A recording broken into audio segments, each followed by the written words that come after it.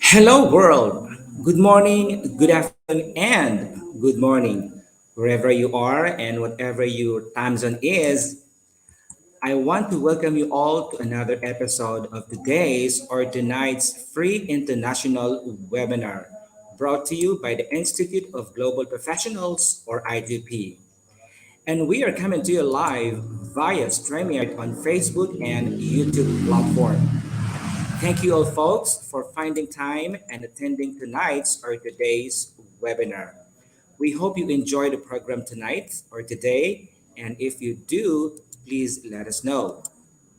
My name is Gafor M. Panimbang, and I will be your host for today's or tonight's webinar. Presently, I am an assistant professor four from Adyong Memorial Polytechnic State College here in Lanao del Sur, Philippines. And I'm also proud to be a member of the Institute of Global Professionals, which is sponsoring today's or tonight's webinar. The Institute of Global Professionals, or IGP, is an ISO certified training institute and a globally recognized, multi awarded international professional organization that provides free online and offline platforms for education and skills training for students and professionals alike, backed by international speakers and coaches from all over the world. We are a nonprofit training institute dedicated to making it possible for anyone to learn anything and anywhere for free online at any subject level. True to our mantra, feed your skill. It is our mission to empower people by providing an overall learning experience that meets your needs and helps you to achieve your life goals. We believe that free education, more than anything, has the power to break through boundaries and transform lives. Before we begin the webinar, I have a few notes to explain. For tonight's program, all right, first and foremost, our speaker or presenter in this session will have a total of 45 minutes for his presentation, or since he's the lone speaker for tonight, he could extend his as much as he want, all right? And after the speaker's presentation, we have to leave a time for a short question and answer session. So if you have any question or if you have any related or content related questions for our speaker for tonight, okay, please type them into the chat box below. And we will collect those questions and hold them for the Q&A session at the end of tonight's or today's event. And we will bring your questions up on the screen and we'll be reading them out loud. Our speaker in turn will respond to all of your questions throughout this session. And we would like to get through as many of your questions as possible. Throughout the presentation, you will see a couple of questions pop up on your screen that would allow you guys to get engaged with us while the presentation is going on. And we appreciate you guys answering those questions coming in. Today's or tonight's session is being recorded to be available for viewing post-conference on our Facebook page and our YouTube channel. That's Institute of Global Professionals. We are using our FB page and our YouTube account to store webinar recordings and make them available for public viewing. After this session, we will be posting this recorded webinar on our YouTube channel for you to watch a replay in case you want to review anything. And we welcome you to revisit the content yourself and share it with your colleagues. It would also be greatly appreciated if you could hit the subscribe button and ring the notification bell for you to get notified every time we upload a new webinar video every single day. If you stay till the end of this webinar, you will get a link to download your ISO verified e-certificate free of charge, courtesy of the Institute of Global Professionals. The link will be provided as pinned post down in the comment section below shortly before the webinar ends.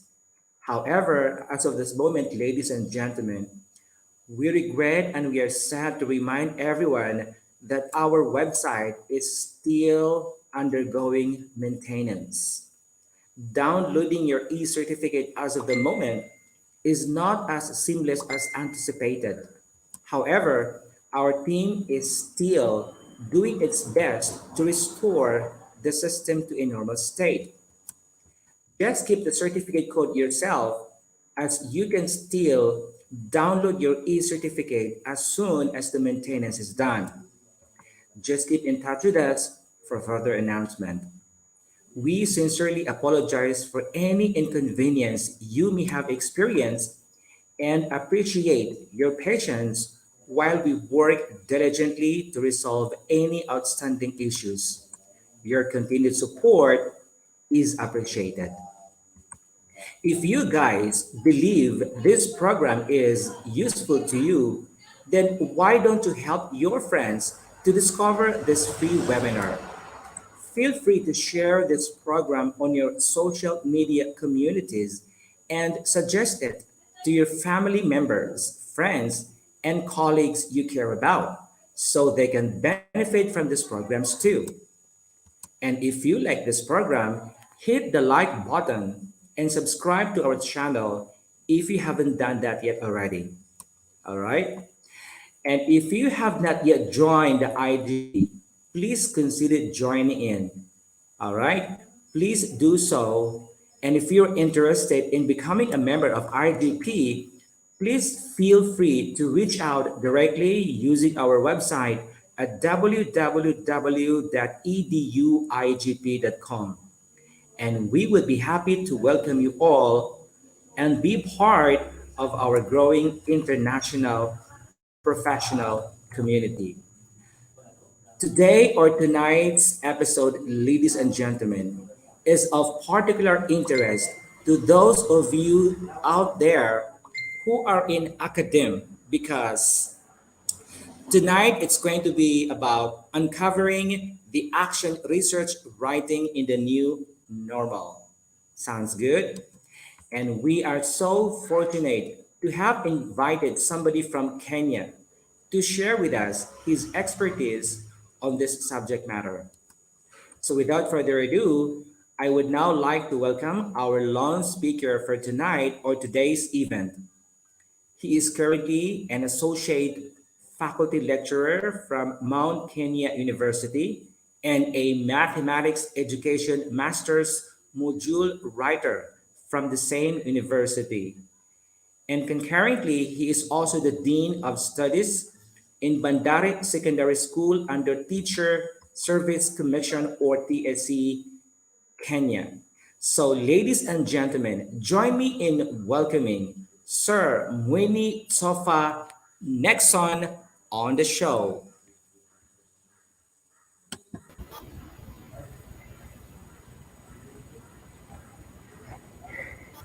Hello, colleagues. Good day, afternoon.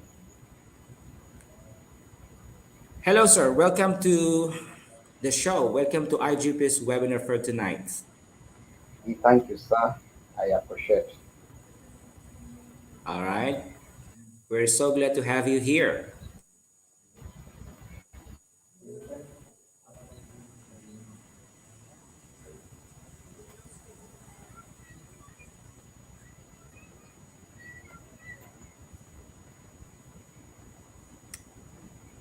All right. So, Okay.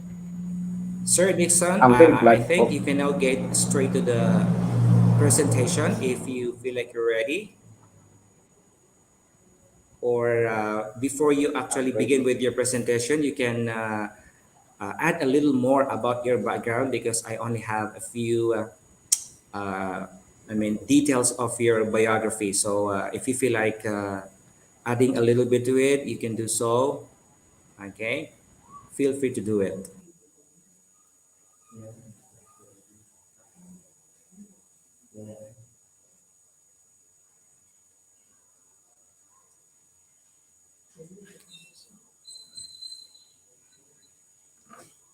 at Kenyatta University, mathematics education. All Because right. of being a privilege to be a PhD candidate, also being a mathematics educator, and also a associate faculty in Mount Kenya University, there's some other opportunities in the academic that we interact with.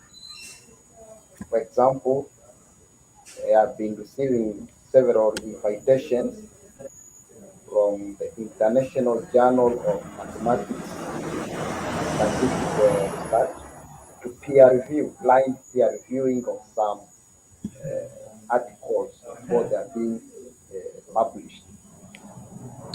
Also, currently, there's another university in the United States, what we call Purdue University.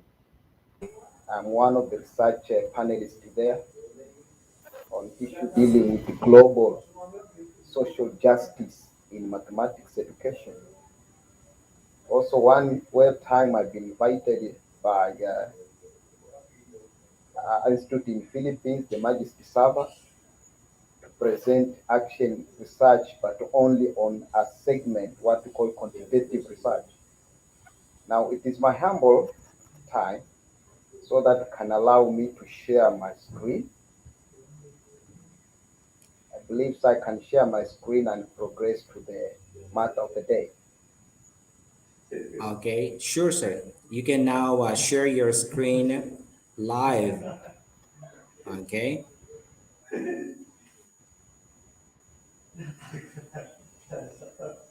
the virtual floors is yours now.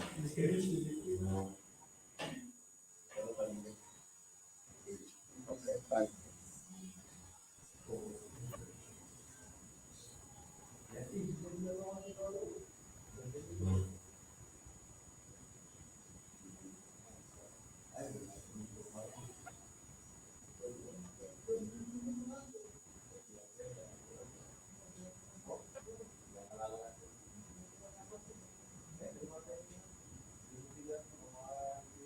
So, action research,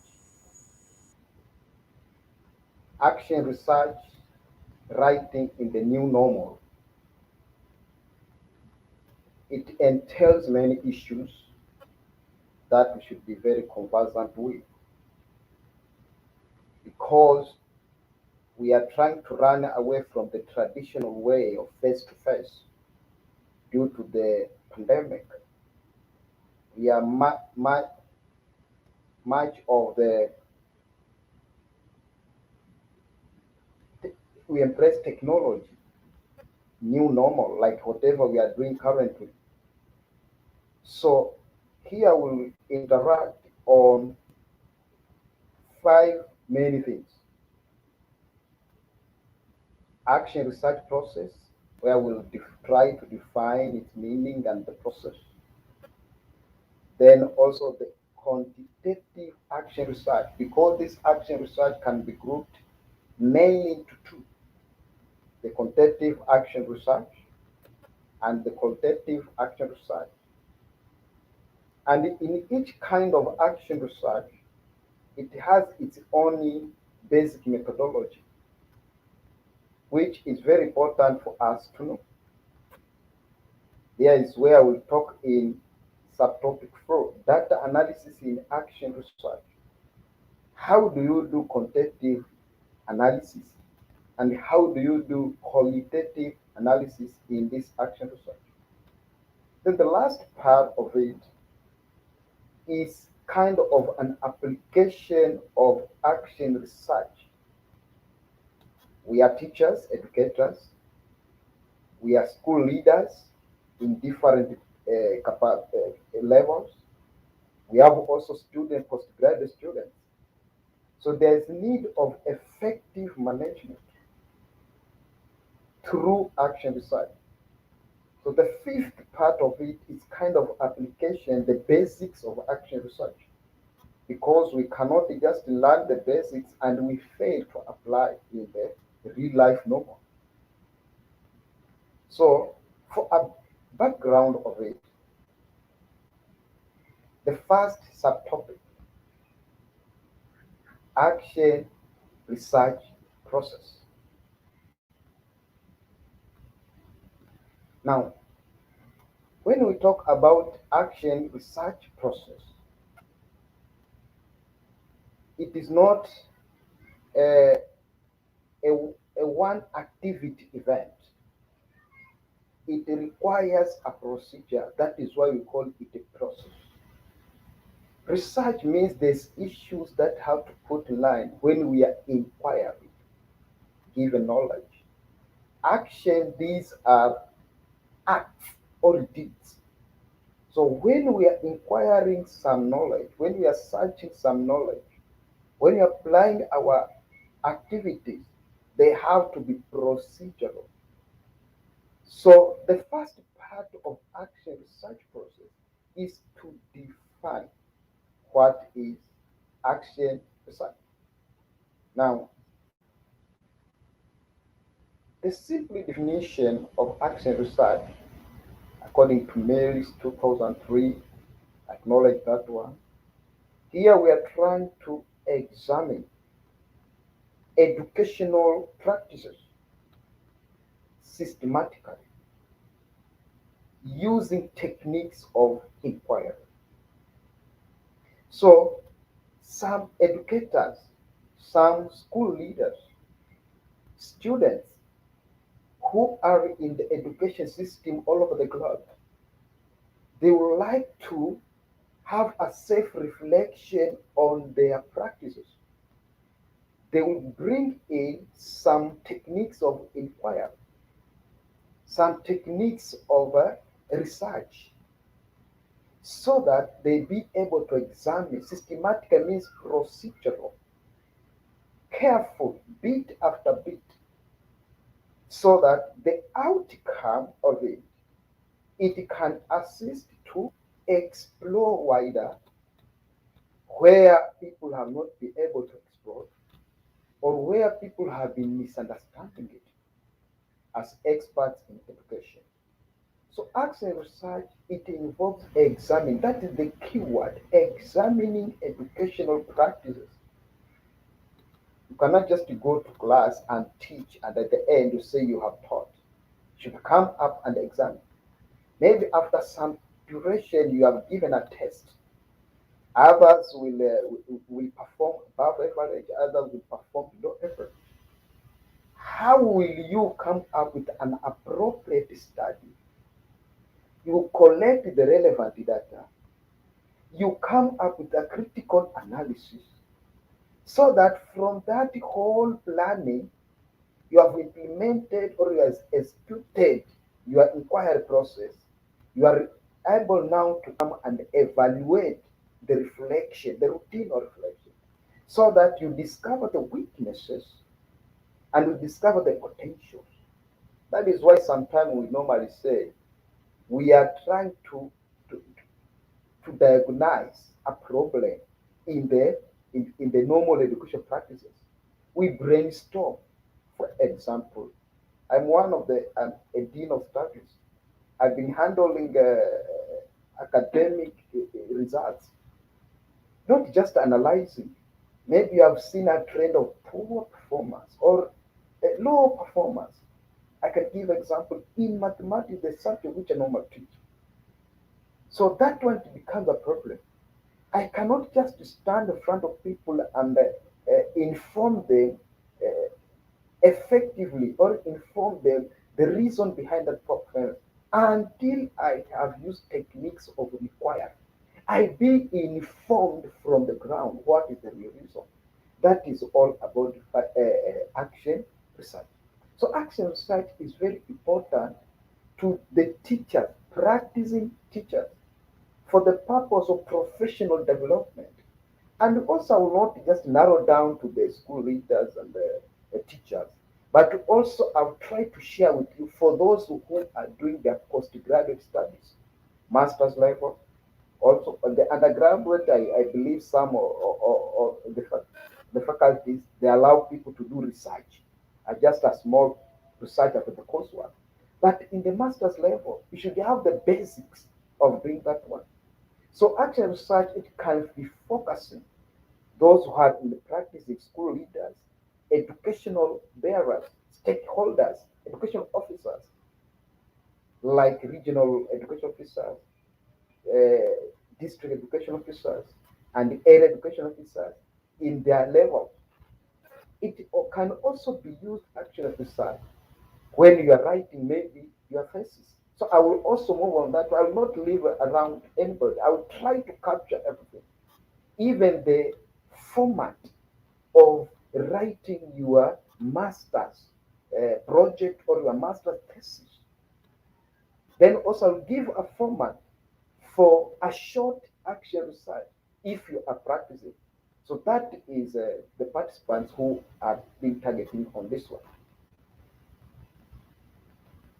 So the description of action research, this is a cycle of actions. So the cycle of actions, it mainly being guided by four steps: problem diagnosis, planning, implementation, monitoring, and evaluation. That is the basic. Now, under the stage one problem diagnosis, we can have some other strands or the steps which I will discuss. They can be expounded because an action research for a school leader, for a practicing teacher, for a government official, that one can be just within few pages. But a master's research, it can be more pages. So the more pages or the more activity done, they are being stipulated under the steps under maybe stage one, two, up to four. So under the problem diagnosis, there are two main things that action research process involves. AR. When we talk about AR, these are the action research team. Now, it is not advisable to do action research as an individual. That is not always appropriate because maybe you will be very biased. Maybe the finding will not be much reliable. But when you are doing this systematic inquiry, I've given a good example of poor performance because I'm one of the academicians and I'm practicing mathematics educator, which is one of the subjects which is made performed poor. You should do with the two or three colleagues, whereby maybe one can be the leader in that team, another one can be a facilitator to be able to coordinate. Then there should be someone to be note taking. So that is what problem diagnosis begins with step one. Having a action research team made of school leaders, teachers, government officials. Government officials, they start from the national level, then they're being devolved to the lowest level, which is near the working institute. Can bring a government official to to be part of the action research. Now, the other thing which deals with problem diagnosis is select the research topic.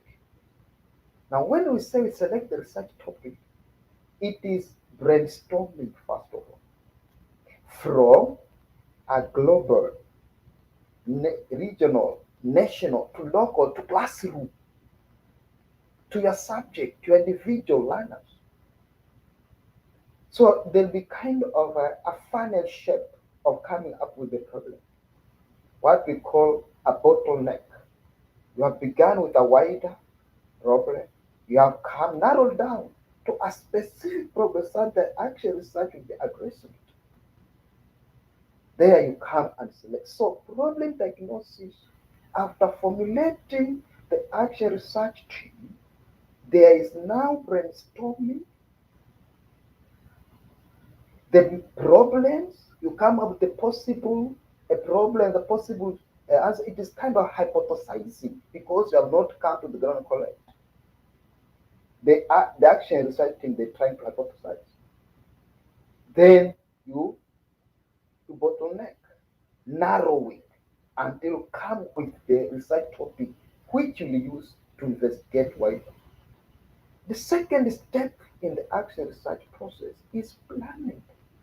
Now, when we talk about planning, it's here we are developing what we call terms of reference. Now, terms of references, they begin first of all with the background. What has been prevailing, what has not been done. It also entails the objective, that is the terms of reference, the objective to guide. The research questions all the hypotheses, the time frame, the methods of collecting data which you use, the methods of doing data analysis. Those are what we call terms of reference in the planning stage. And also in planning, should prepare a proposed budget and a work plan. For an action research, it can take a maximum of 3 months. That is equivalent to a whole term. But for a master's research, it, it can move to a minimum of 1 year. So there should be a budget on that one. The, the, the resources that we use, maybe some of the resources, they have to be hired, or maybe you are doing an experimental research. There's some other equipment that maybe you need, those who are doing the medicine or scientific physics and chemistry, all that. Then the work plan, each stage, what do we do? That is planned. So that the moment you begin to execute out the action research, then you have a roadmap. The work plan is a roadmap. And you not have some hiccups because you have prepared a budget about it. Then planning also deals with conducting desk review. This is simply meaning what has been done, what is still to be explored, and what has to be amended. So that you know here, because desk reviews like kind you want to discover the gaps that are yet to be filled using the action research. Now, the number three stage of action research process is comes to the part of implementation. You have come diagnosed the problem, selected a topic, you have done the planning, you have your terms of references. Now remain implementation. Implementation, it begins with data collection. Will you use open-ended question or closed questionnaires? Will you use interview? Will you use focus group discussion? And so other methods of data collection. This is very important. Maybe you are doing a school-based, a classroom-based or school-based action research.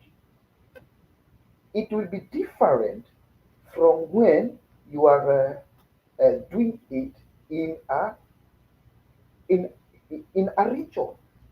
So the data collection it will be of different magnitude depending on the locale which you're doing your data collection. And also the data collection will be easier when you have the right research commenced. And here we are talking of new normal technology. Can people be able to work with the internet to collect data? I will address on that one as we progress. Now, what is very important, it is data analysis.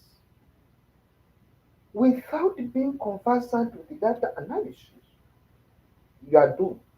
Meaning somebody cannot maneuver to do the action research well. That is why Second part of of this discussion is qualitative research, quantitative research, and then the fourth one is data analysis. I really love this one because we have different levels of technology. I will also be able to cover that one very different. We'll do the one which requires minimal technology, and then we'll expound to the one which requires sophisticated technology, what we call the SPSS software. I'm very conversant with that one. So I will share with you when we come to data analysis. I will expound more on that one, so do not worry. Then on the implementation after doing the data analysis, there's a report writing. You should have a format, and I will share with you two formats for a practicing educator, meaning you are just aiming at discovering a problem and addressing it, and for the one who are doing research for the purpose of excellence in master's and postgraduate level. There are different formats. Don't worry, you are at the best trying to be able to know that one. Then, in implementation, also there is the sharing of the findings, a kind of workshop. The purpose of sharing or disseminating the findings in workshop to be able to see whether they can be embedded, they can be included in the education system, your findings, to be very fruitful for the people who are educated, not only for your specific area, but in the globe. So there's sharing, receiving criticism for the better of improvement. Then the fourth and the last step of action research is checking the progress.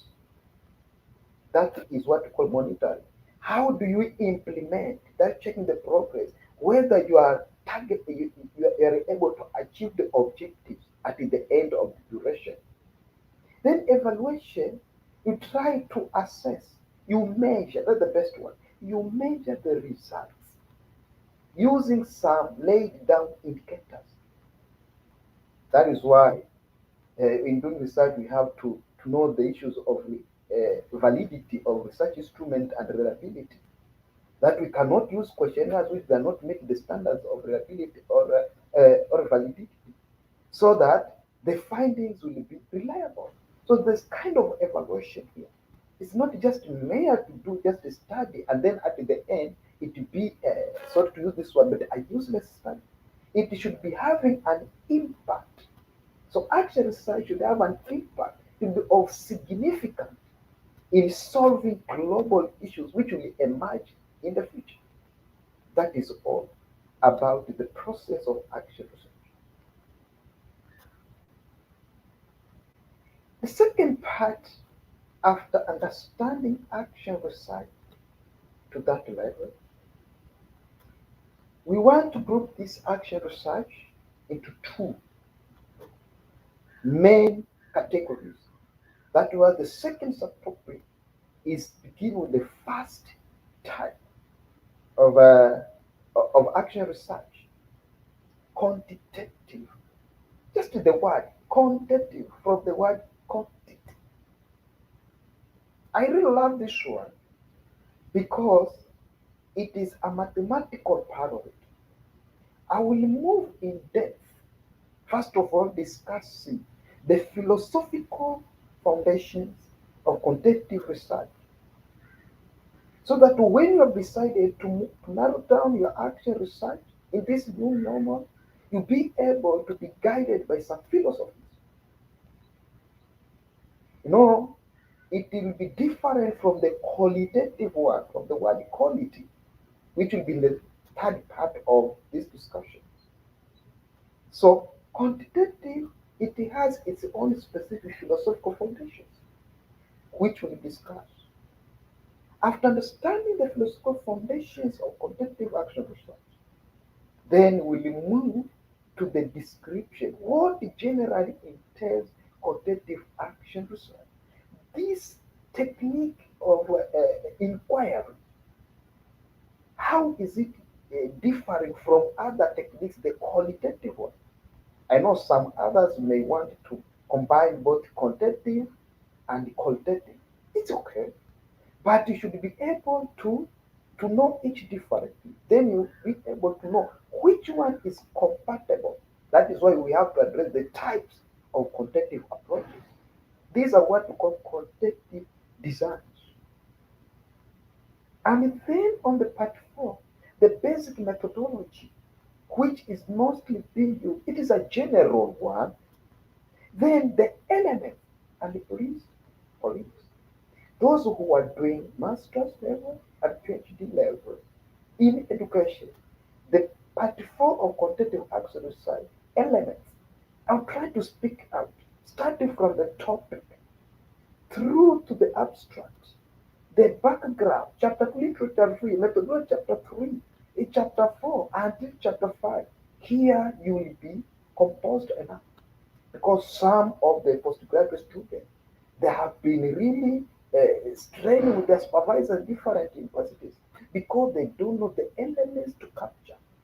So it is very important on this one. So let's move on or progress and we begin on the philosophical foundation of quantitative research. Now, we have to know research, it is aimed at studying, inquiry, the nature of knowledge.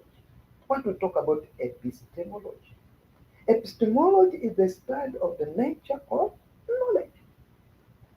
Now, when we talk about the nature of knowledge, it can manifest itself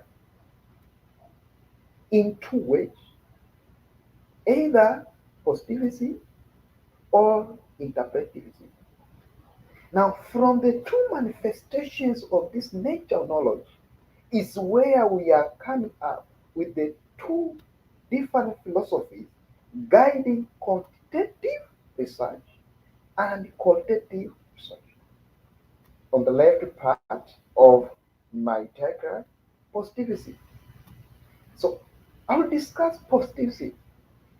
Now, when we talk about positivity, here we are talking about the scientific research, where the researcher sees or views that knowledge it can be proved scientifically. It is objectivity that the reality is there outside the researcher. So the researcher moves to the field with the following being guided by the action research process to solicit, to collect the data, to investigate the reality. So in positivism, as the philosophy foundation contemplative research, here the contemplative researcher would like to prove the truth, want to prove the truth. Truth is knowledge. Want to verify it scientifically. So it's not biased. Does not come with the issue in the head and say it will be that one. For example, I may move from here to maybe Philippines, for example. I do not just go with my fixed mind. When I reach there, I collect data on some issues which are under my and diagnosed as a problem. So the feedback which I'll get either during questionnaire, interview, then will be assist me to verify whether whatever I was knowing is true or wrong. So this one, positivism, it is being derived from realism that there is an external world that needs to be studied. I really love this one, and I can say I can complain enough on this one.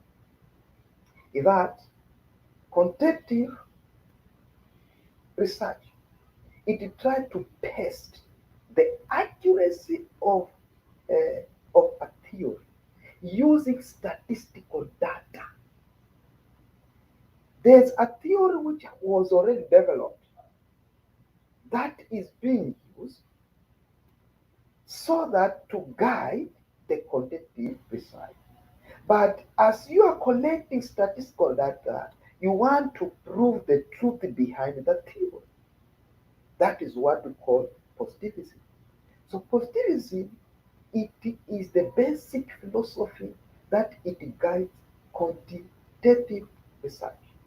So if you have decided as a school leader, as a teacher, as a postgraduate student, to maneuver with the study of nature, how it manifests it by not being by being objective, then you should rely with the positivism. You test the accuracy of already pre-existing theory using statistical data. There is something outside there. It is not exhaustively being studied. So you move scientifically. Mathematicians can concur with me that we are good in quantitative research. So here we are not talking about religious studies in quantitative research because issues of revelation, it is not part of scientific or objectivity research. That is what we talk about philosophy foundation of quantitative research. Now, after understanding that one, then how do quantitative research generally deal with? Here it deals with numbers, what we call numerical data, that it has been collected from the field, that is being analyzed using statistical approaches, so that to explain a pre-existing phenomenon. A good example which I'll use across here, it is poor performance in academic. That is a phenomenon which is maybe cutting across maybe in sciences or mathematics or some other languages departments. So you want to collect data. So when we talk about quantitative research, we are forgetting about the mere narration. We are talking about the numbers. The numbers are being built from the natural number 0 to 9. From there, then you build up to complicated numbers based with your level of mathematics skills and technology. So in this quantitative action research, we are trying to explain a phenomenon by collecting numerical data being analyzed. That is why in the action research process, I will say about data analysis. It is very important. The purpose of doing data analysis is to test, meaning you prove, you validate already an existing theory, maybe for the purpose of proving it, whether it is true or wrong, or the purpose of amending it. That because of this new normal, so and so does not work again. So again, maybe again, a behavioral theory does not apply. Or if it applies, we have to bring in some other technologies. That is what we call about quantitative research. So here, after doing data analysis, the statistical conclusion, it is very important. That's the conclusion because it will be able to address a gap, to fill a gap. That is true. Teachers have been attending students in grade 4, grade 8, or grade 20, but the number of exams being tested, they're low. You are coming at the state number of exams being administered. It's insufficient. So the statistical conclusion, so that to address something. So you are moving to the field to collect the data so that you come and analyze it. You being guided by theory so that the findings in statistical data, maybe descriptive data, maybe have done a correlation. All that one, it is being aimed to do what? To improve something or to justify a problem, to address a persistent problem. That is very important. For example, if you want to address achievement in mathematics, you cannot just make merely by interview. Should you collect data using questionnaire?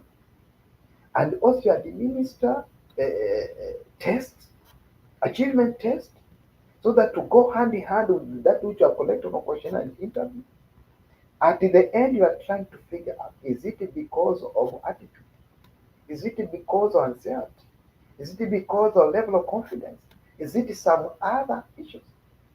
That is what we call statistical conclusion.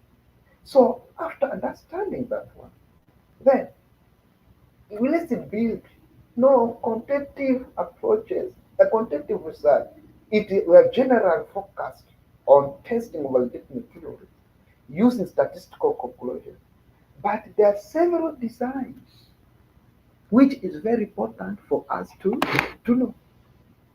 So these designs, there are several of them we'll discuss. Let's begin with the easiest one, descriptive, from the word describing. Now, when we are talking about descriptive design in quantitative action research, here we are trying to provide systematic information of an identified variable. I can give a simple topic of a quantitative descriptive research, a description of how students spend their time during summer vacation. Now, summer is a season, and we have students in all of our given area. They will not all do the same activity during the summer. Maybe there will be sunbathing, maybe there will be jogging, maybe also others will be reading storybook on the seashore. Those are activities being done in the summer. But if you have a school or maybe a university with 1,000 students, you can try to go and observe those who will be doing the sunbathing, you record. Those who will be doing the jogging, you record. Those who will be doing reading, you record, and some other activities which are being done during the summer vacation. So you come and analyze. You have got a number. So the number, it is a statistical. Then you conclude. If you see maybe 500 and above, or maybe 600, 600 and above out of 1,000 are doing sunbathing, then we say, oh, majority. You see, you are trying to conclude, you are describing, you are giving the meaning of that statistical data. So here there's a provision of systematic information. Systematic information is when scientific procedures have been laid down. That is what we talked about action research. And you have come up with data which the data has been analyzed, the techniques of inquiry and analysis have used SPSS so that your information is being valid. That is what we call about descriptive. So the main issue here, we are using numerical data to describe a given phenomenon. Then number two, correlation research. Now, when we talk about correlation research, this is not a must to be experimental, but it's very important aiming at showing the relationship. Now, when we talk about the relationship, here we are being guided by those researchers, Pearson, correlation coefficient, where we know that the range of values from -1 to +1. -1 for there's no relationship between independent and dependent variable, or +1 means there's a relationship. So maybe you can show the relationship between attitude and mathematics achievement. That it becomes a correlational quantitative design. The third one, it is casual comparative, what I call it quasi experimental research. Some of the researchers, you may see in different material documents, the quasi experiment, they can call it pre-test, post-test, quasi experimental research. Here you are trying to establish cause-effect relationship. Good example, the effect of part-time employment on the achievement of students. So here you are not just developing a relationship, but a cause effect between independent, that is part-time employment, and dependent variable, that is achievement of students. So that is under a quantitative research, was experimental, but it's not a must to be purely experimental, but to some extent it has a relationship to experimental research. That is the fourth one, experimental research. Now, the main difference between quasi-experimental research and experimental research is that the quasi-experimental research, it has a gap. It is not able, it is not able to to understand the impact of something. Instead, it shows just it establishes the cause effect. So here when we talk about experimental, here we are trying to establish the impact.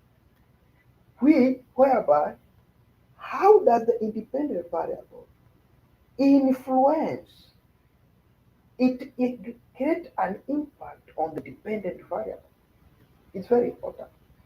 For example, the effect the effect of maybe truancy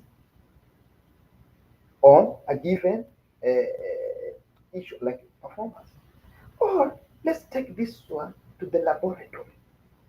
Those who are doing biology, in chemistry, you have done a titration. So maybe the temperature at that given laboratory room is not conducive. Or maybe you are doing some testing of starch. So now the burning, you see, or maybe some kind of other food stuff. So you want to establish something experimental. This experimental research is very important to those doing in the laboratory more than the mathematics teacher. Then the other design, it is diagnostic research, especially doctors in the medical research or faculty. Here you are trying to evaluate the underlying cause of a specific phenomenon, underlying cause of it. It involves inception. You want to diagnose a problem after preliminary investigation so that you bring in the scientific ways of being able to address that diagnosis and provide a solution.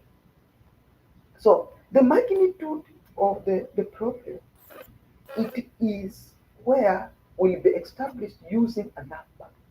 So if you see maybe there's outbreak of maybe cholera in given area, you can use this diagnostic research that in a homestead of 5 members, 4 are suffering from cholera.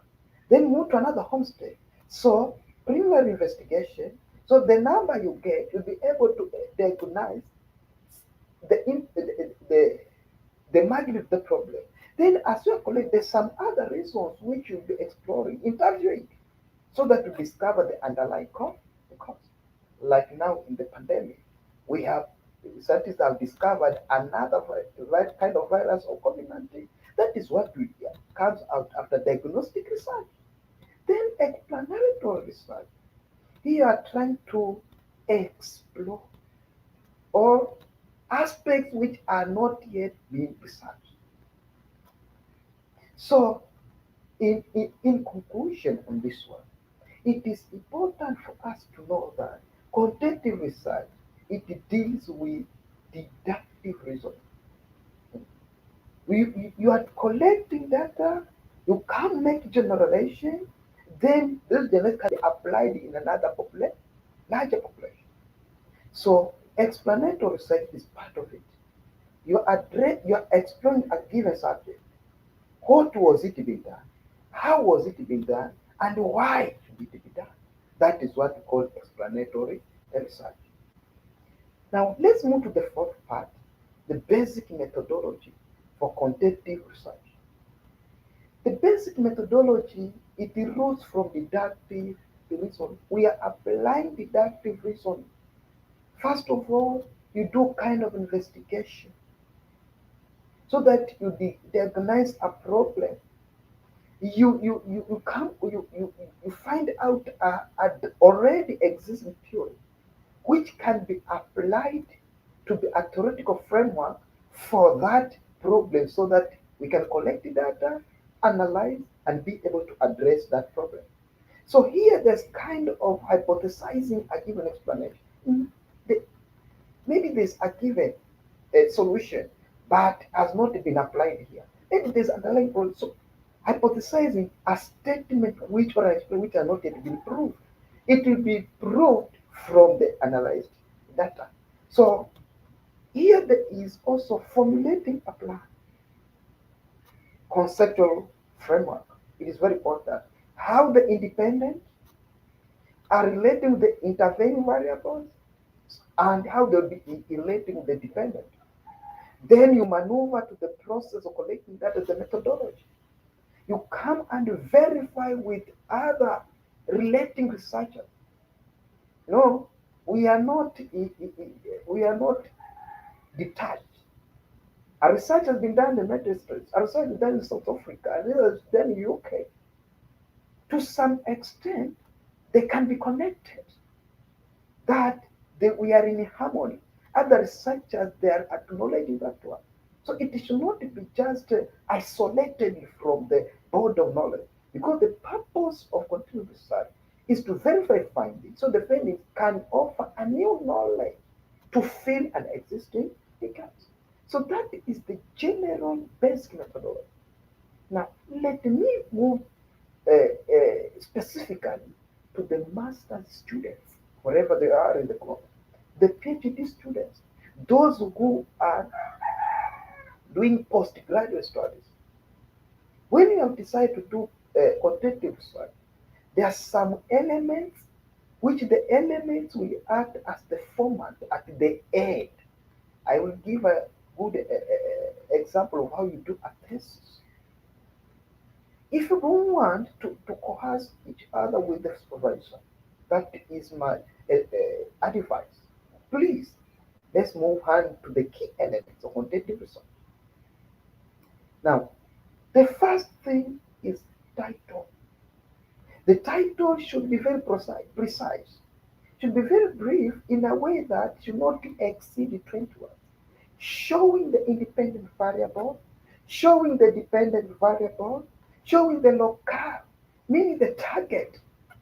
For example, I can give a title, the relationship between affective factors and achievement mathematics in a given in a given secondary, maybe in a given county. Maybe I can give a simple example, Kilifi County, where in Kenya. So it has shown independent variable, affective factor, dependent variable, achievement mathematics. Then the locale, Kilifi County, specific target, secondary students. Then where particular the place in Kenya. Then number two is abstract. Now when we talk about abstract, when somebody reads your work, your research, and please I'm focusing, this is the length format which goes more than just merely action research for school leaders. I'll come to the format action research for the school leaders and the educators like me who will use in a span of maybe maximum 3 months. But this one, it is the element to be included for a master's student for almost 1 year. So abstract, it begins from the introduction, the purpose, the objectives, some information, the background, the literature review, all that one, the methodology, the designs, which have been used, the data collection, the data analysis, and all that one, the findings, the recommendations, what they have been done and what have not been done, but to further recommendation. That is what abstract. All Asura composition should be just in a single space to one block, not exceeding 500 words. Then when we move to chapter 1, here we are talking the background to the study. You have recognized the problem. Now you should be able to highlight, first of all, the specific knowledge gap, that is the main knowledge gap, that will be addressed by the action research. Then you highlight the small gaps or the sub gaps. Now from the background is where you will build the object, you extract the object. It should not be lengthy. 2 to 3 pages is enough. And if it is allowed, then 5 pages, depending the institute, the regulation given. So the background is very important because it will give the reader time to know whatever you want to focus ahead. So it should be done uh, logically, reasoned way, flowing, stipulating the main gaps. What has been done globally, you come to regionally, you come to nationally, then move to local. What I've said there, the function. Then also in chapter 1, we have the purpose. The purpose is very important because the purpose will be preceded by the statement of problem. It's very important.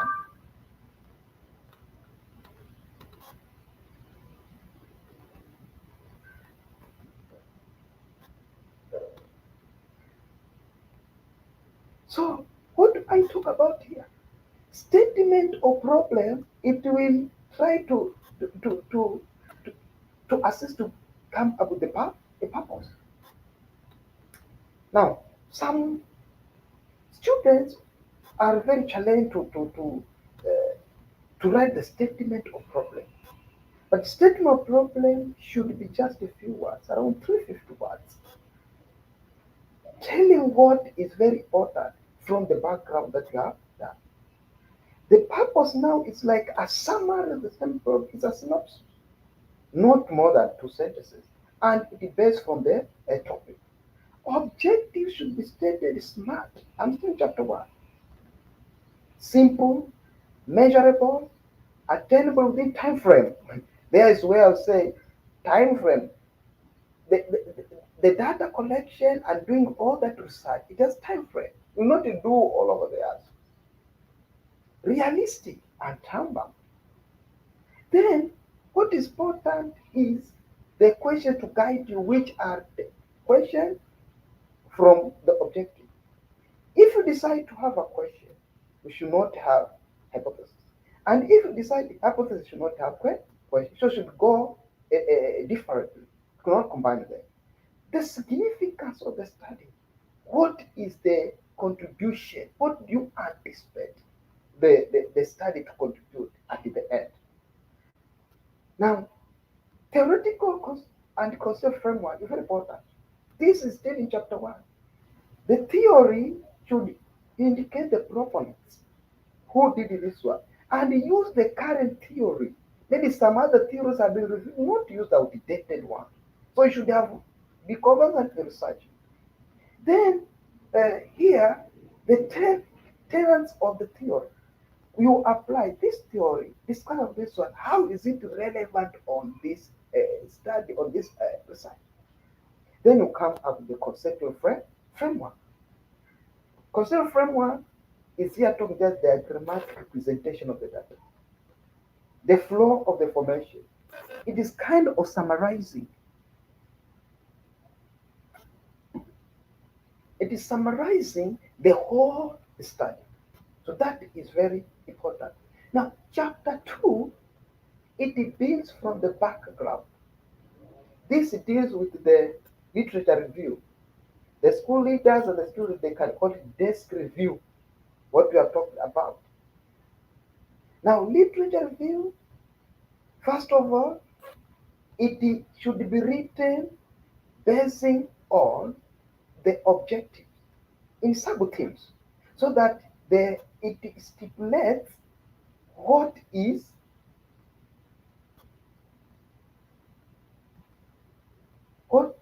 what is yet to be done, the knowledge gaps, the key knowledge issues, the controversial literature that is there, so that you be able to explain more. In the background, you have just highlighted, but here you are expounding. And please, there should be a literature review should stipulate this research was done well by who, on what reason, what were the key findings that yet maybe others are not being done. So you identifying the gaps to be filled by the research. That is very important. Then, chapter 3, this deals with the research design and the methodology. You justify which research design you have used. I remember, we still remember the contemporary research designs which I talked about. Why have used this one for what purpose? For example, correlational. I use the correlation because I want to relate. I use descriptive because I want to get flow of information using just data. So that is very important. And in chapter 2 also, the target population, the composition and the sample size to use. It's very important. Do not come up with a very big sample size. Though quantitative, it requires one, but a manageable one. Then also research instruments. Which research instrument will you use?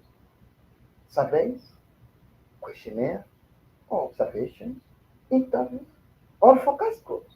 And also research instruments should stipulate validity, reliability.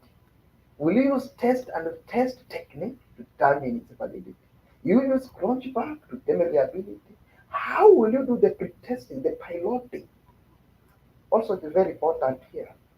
Ethical considerations. Because chapter 4, it is trying to write report writing. What the findings?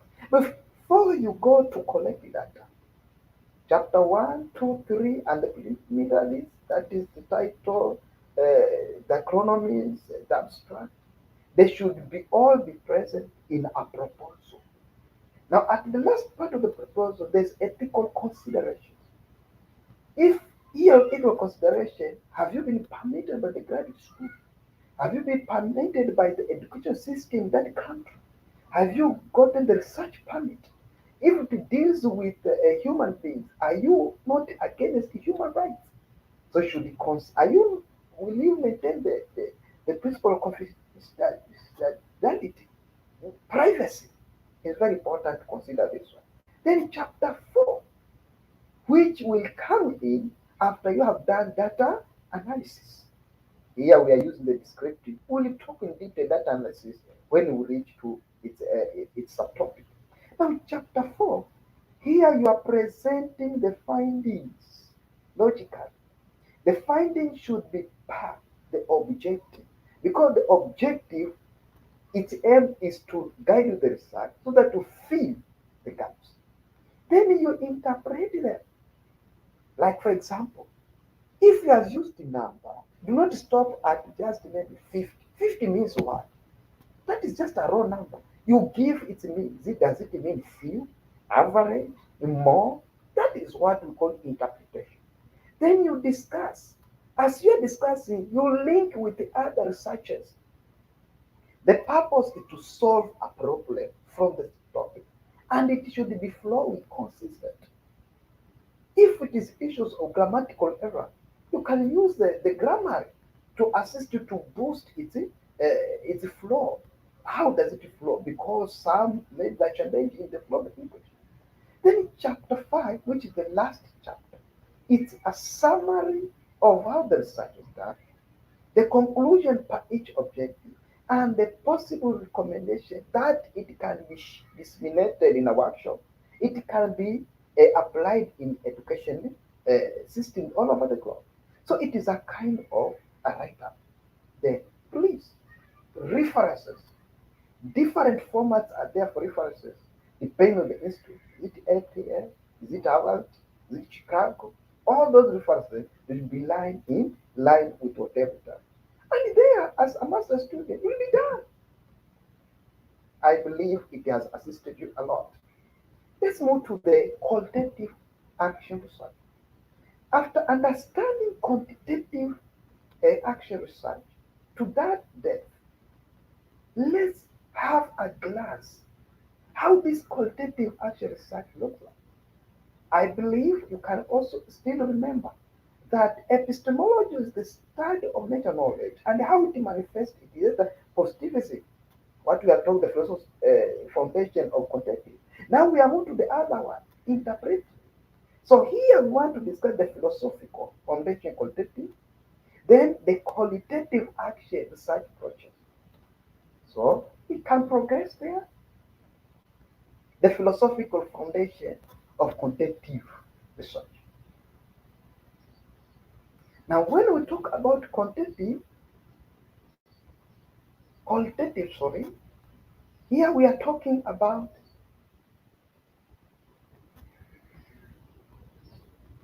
interpretism. Now, when we talk about interpretism, we are not talking about absolute truth. The truth is subjective. That is the word which I need you to know. So, under quality, narration, in-depth interview, ethnography. Here we are talking about researchers gathering, interpreting data, so that to develop a new theory, to develop a truth. So the truth here is not much supported by number. The truth here, it is subjective based on a given context. So the philosophical guidance of qualitative research is interpreting a given scenario based on a given context so that using the techniques of inquiry, you are able to analyze, you develop a new issue. Poor performance in mathematics. I use observation, participant observation. I take part. If maybe it is a national exam and I'm a teacher, those who are handling practical subjects, if they can move to the laboratory, they do together with the students as they are doing their national exam. The purpose you participate in that context, you feel how it is challenging. You feel how the hurdles as a student you are part. Then from there, you detach yourself from that context and you begin to view the reality based with the techniques of inquiry, your knowledge as a teacher. You are able to compose and you to develop something that's true. Being part of the student, the participants way, there's things which they are feeling. That is why they perform poorly in a given practical. So here the truth, when you are doing qualitative research, should be able to interpret a given truth or reality relatively. It is very fluidity that it can change. Even if the truth is changing, but it should not detach itself from existing subjects. So the main purpose of qualitative, it is not to test existing theories, but is to prove, sorry, to develop, to build a new theory, which will be able to explain a given. Now, when we talk about qualitative, we mainly talk about kind of thematic study, whereby we are establishing some categories or themes that can offer insight to given patterns of a given scenario. So a given context will have its truth, a given context has truth, but to some extent they're similar because they have been done by somebody who is knowledgeable. Now, the approaches in qualitative research, what we call qualitative designs, there can be five. We have discussed the design qualitative. Now we are moving to the designs qualitative, where there's no absolute truth. I believe this one, those who are doing political science, they love it most. It's very important. And I also love this one. Sometimes I especially the ethnography, I love this one, which it based from anthropology. Those who are doing issues with the cultural studies, the masters of arts, those who teach us what doing history, they can concur with me that ethnography, it is mainly based with a focus on given culture. How do people behave in a given area? For example, negative attitude towards mathematics. How do learners bring to class? Is it initiating from home? What about the social cultural issues facing performance? In doing the introduction, I talked about I am one of the delegates in researching global social issues, global social justice in mathematics education. And one of it is culture. So when I want to understand some of the social cultural background, I'll be, when you go to Rome, follow the Romans. I'll move to that culture. I be like them so that I feel how is the culture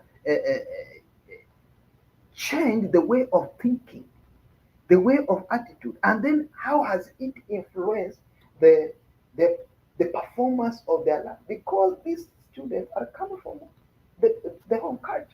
So you can use ethnography to do a qualitative research. Here, the sample size is not predetermined, or it is not cannot be concluded that it's a must to have this one. But it's up to you, your capability to handle. For example, if maybe it's a given short span, like 3 months, cannot handle maybe learners or students who maybe that are around 20, within 1 month you are moved to their home state, you have collected the social cultural background, and you are working with the new normal. So observation and interview, these are the techniques that it can be used in it can be used in ethnography. Then narrative, here narrative is you are building some stories, individual experience. You can get an expert and have in-depth interviews so that come with the individual stories. Those professors, those experts in education, those who are working with assessment, they can come to a given school, or because of the new normal, you can do them Skype, you can do Zooming, so that they give a narration, or you read the documents, you collect the data. You are doing a qualitative research. Then phenomenological, here it is not just mere sequence, but here a specific phenomenon that someone has experienced. So use interview. I can have to like 5 to 25 interviewee. I ask them questions one on one or through phone call, how they have experienced. Like, for example, the influence of socioeconomic factors in performance. So the people who are living well of homesteads, those middle, and all those who may be disadvantaged. So those people who have experienced from there, you can interview them. You are talking about phenomenological. Then grounded theory. Here, you are developing a theory which has been grounded by existing data. Field data is very important. So there's kind of coding which is very important here. And the sample size, it should be bigger than for the narrative phenomenological, around 20 to 60. And also can use interview.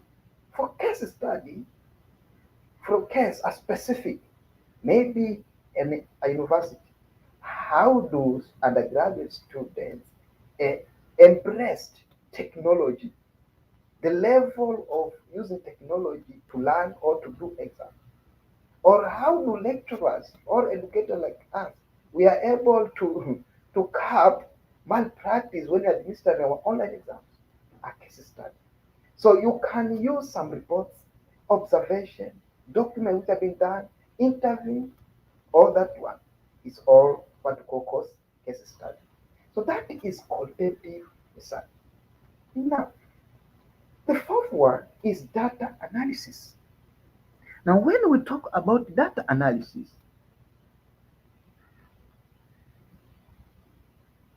we have first of all to know that action research is a process. We have recognized the problem, we have done planning. Implementation, third step, it is one of it. After collecting data, there is data analysis. Colleagues, this is very important. What is the role of data analysis in action research process?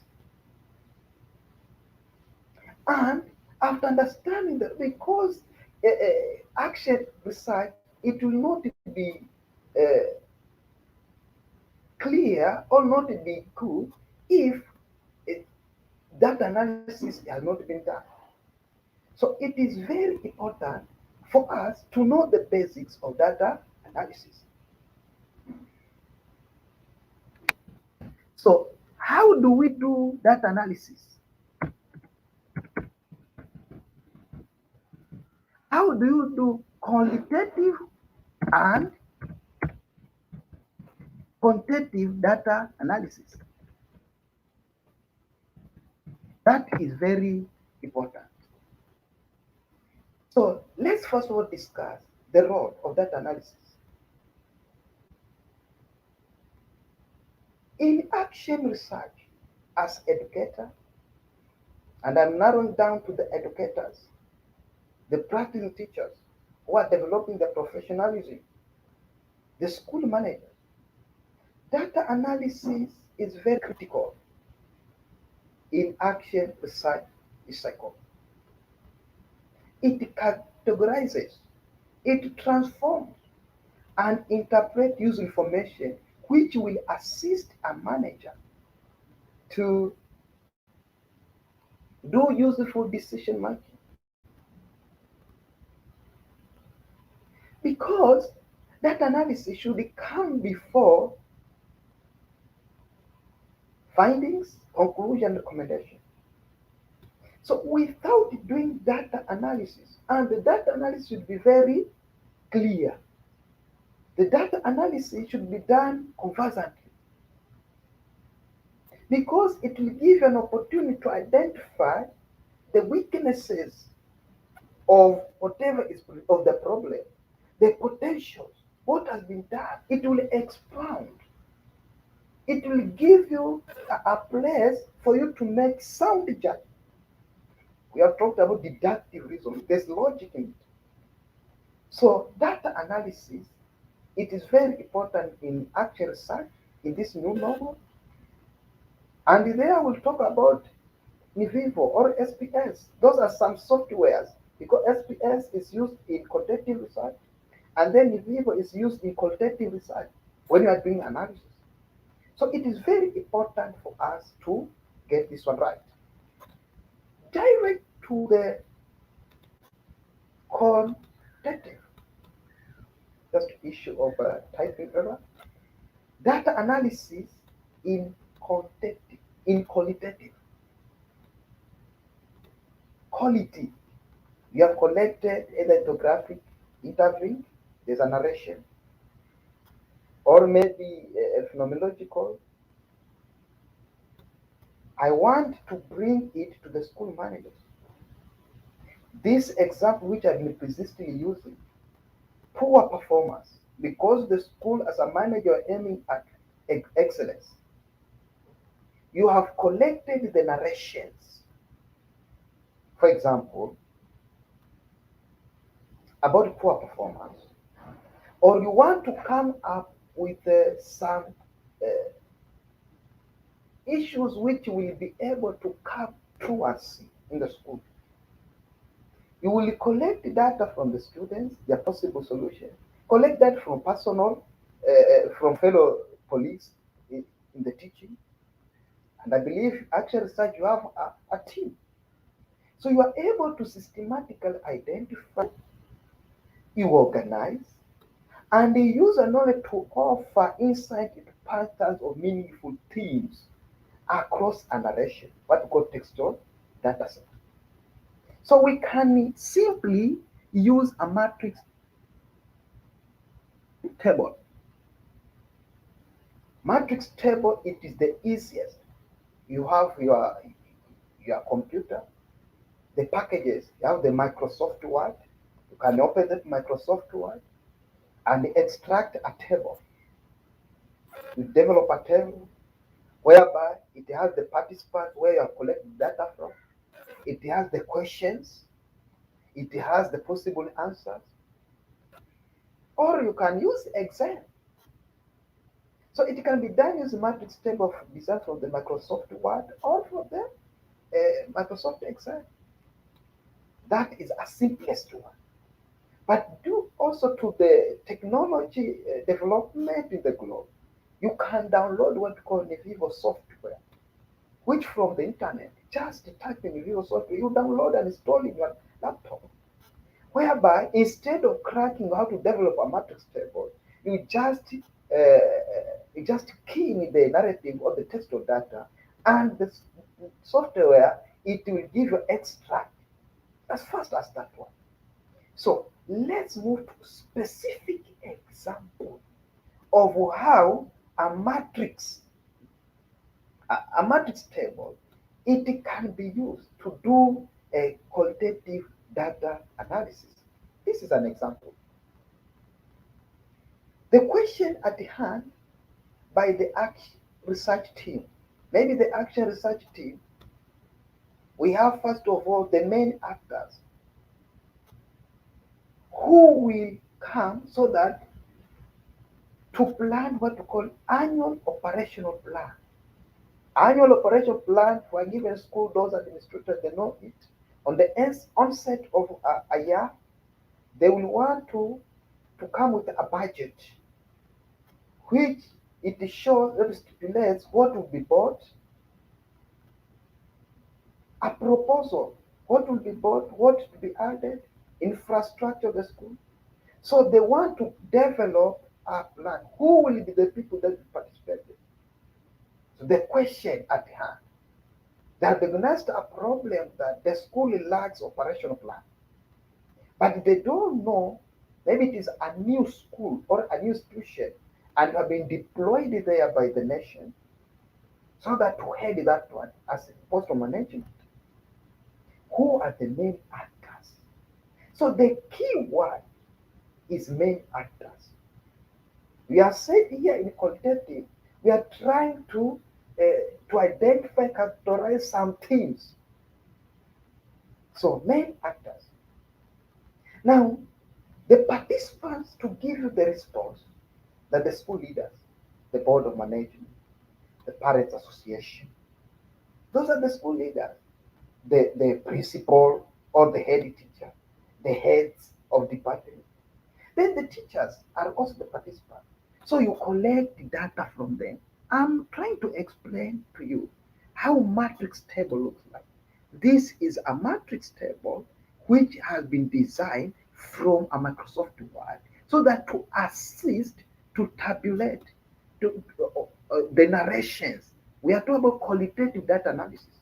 And here it mainly uh, aims at identifying some key themes. You offer some insights that you, the researcher, so that you'll be able to conclude at the end. I believe from the slides, you can see the bold words, main actor. Then here, school leader, those treatment were but school director, according to the school leader, that is the main actor.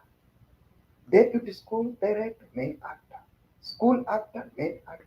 You also move to the teachers. What have they generated from their narration? Oh, here there's a provisional education officer, or there's a district education officer, there's the school director.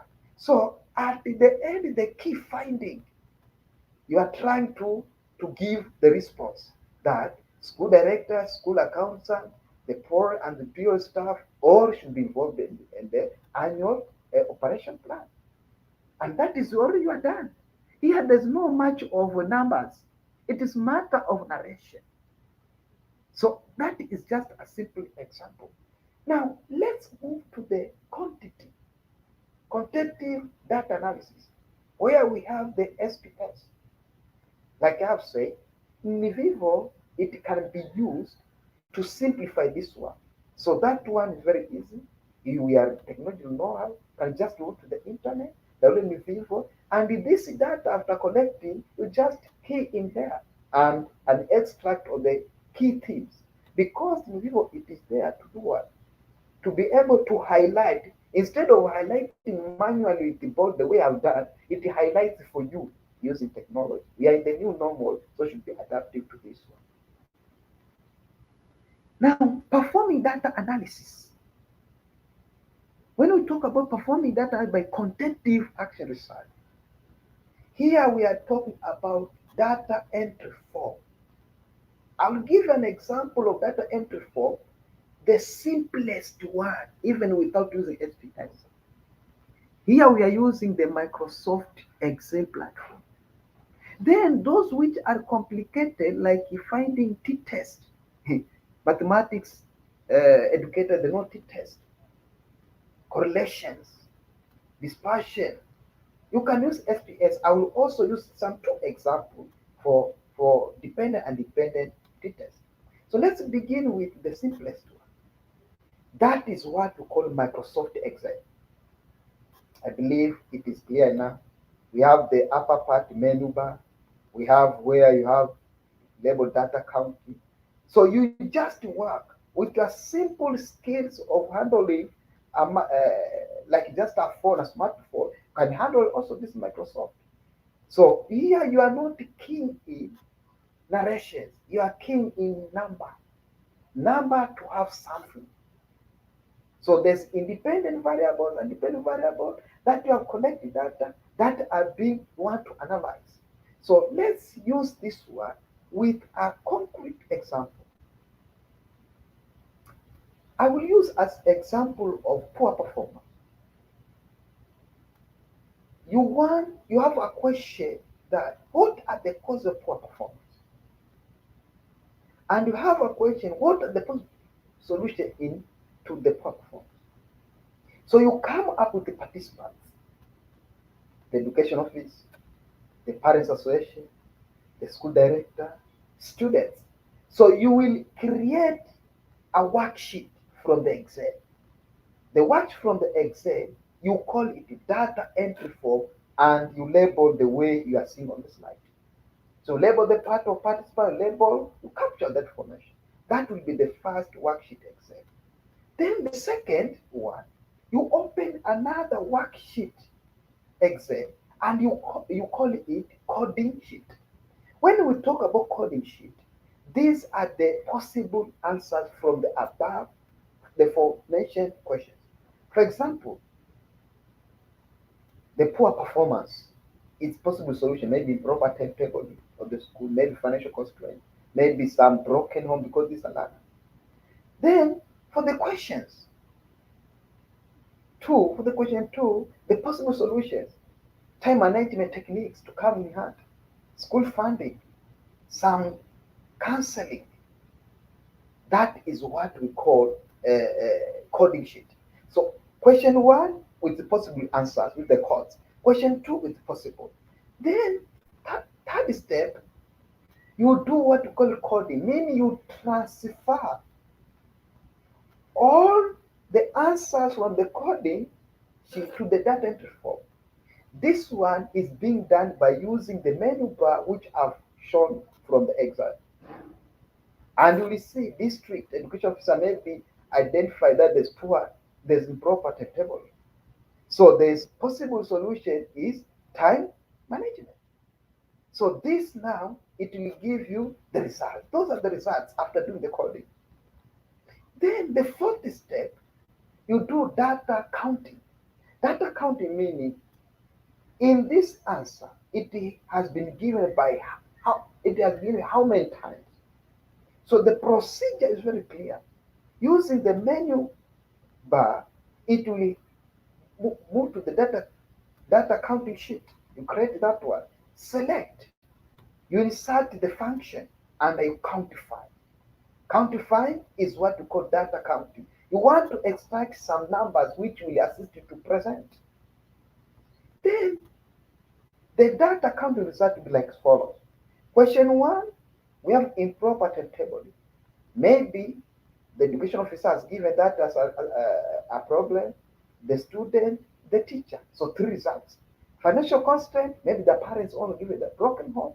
Then number two, so see the answer code result means how many times it has been given as the answer to the question by the participant. That is what the data counting.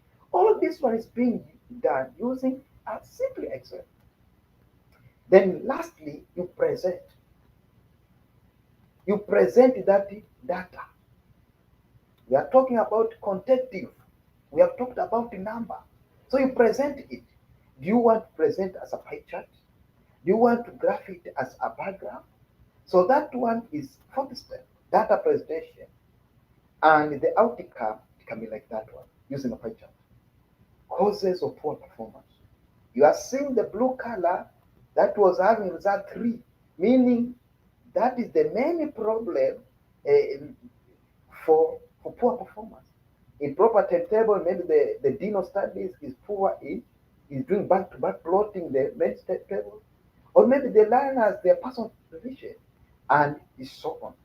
There, the possible solution to poor performance can be shown by graph, and you can see that boarding initiative it can assist to curb poor performance, but it not to a large extent than management techniques.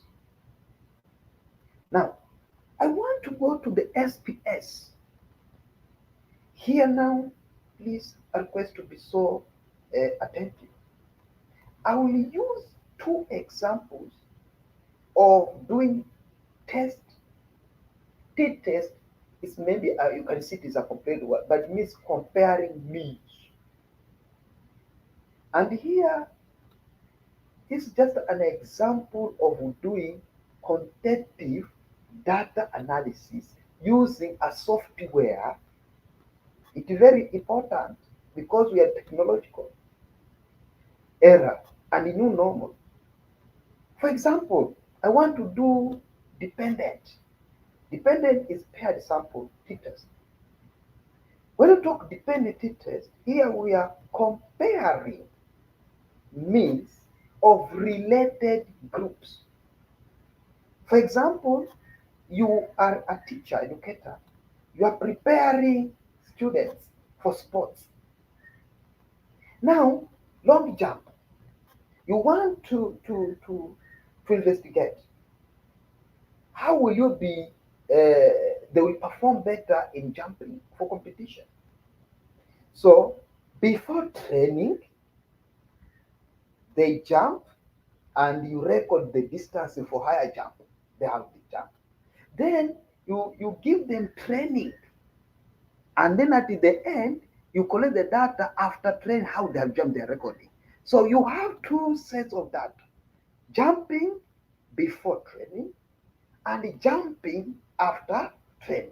So you want to compare the relationship, whether their mean of jumping of the training is higher than the mean before jumping. If it is higher than the mean of before jumping, you will say the training was very effective. That is how. Instead of doing it manually, you can do using SPS. So how do you deal with the SPS? This is how being done. You have downloaded your SS program into a computer and you open it. You have already the data and you open it. Now, when you open it, That is what it will give you. The first step, key in the data.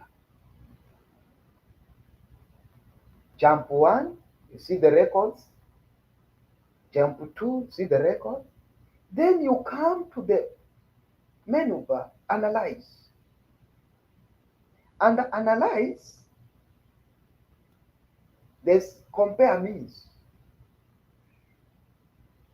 Compare means of related groups. So related groups, it is here paired sample. That is the first step. Key in the data, go to the analyze, click that one.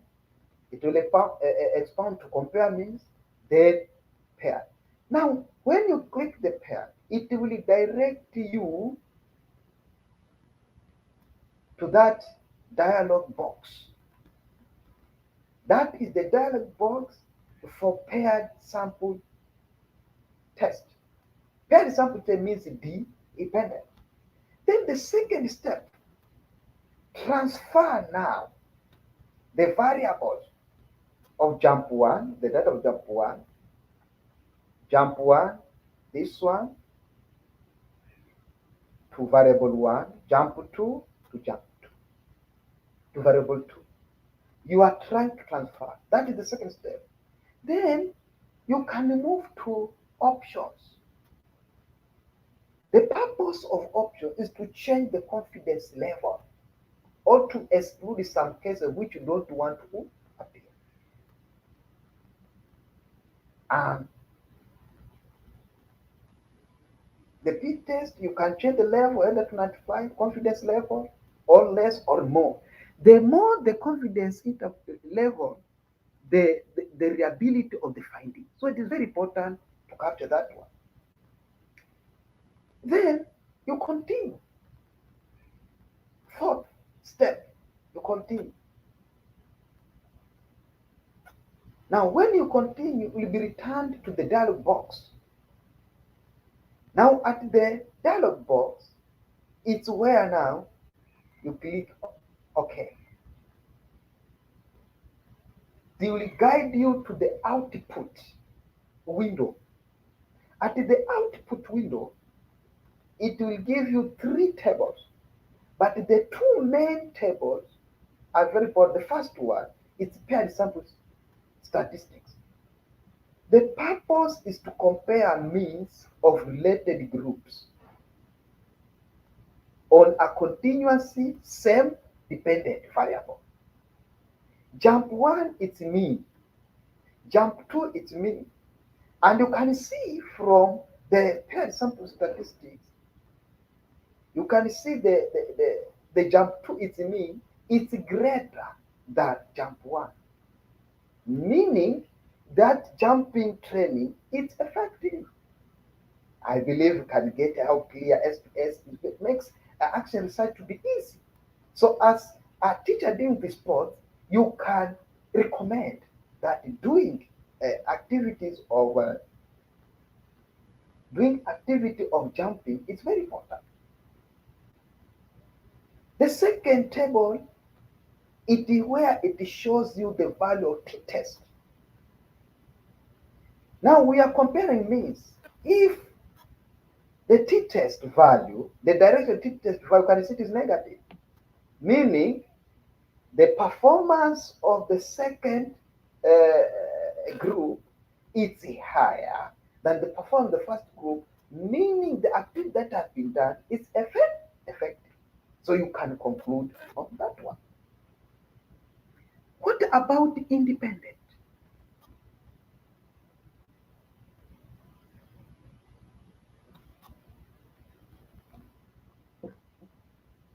I can give you 1 minute. You just observe the question. Then I'll try to explain it. You can try to comprehend it, that question, because it is a bit challenging.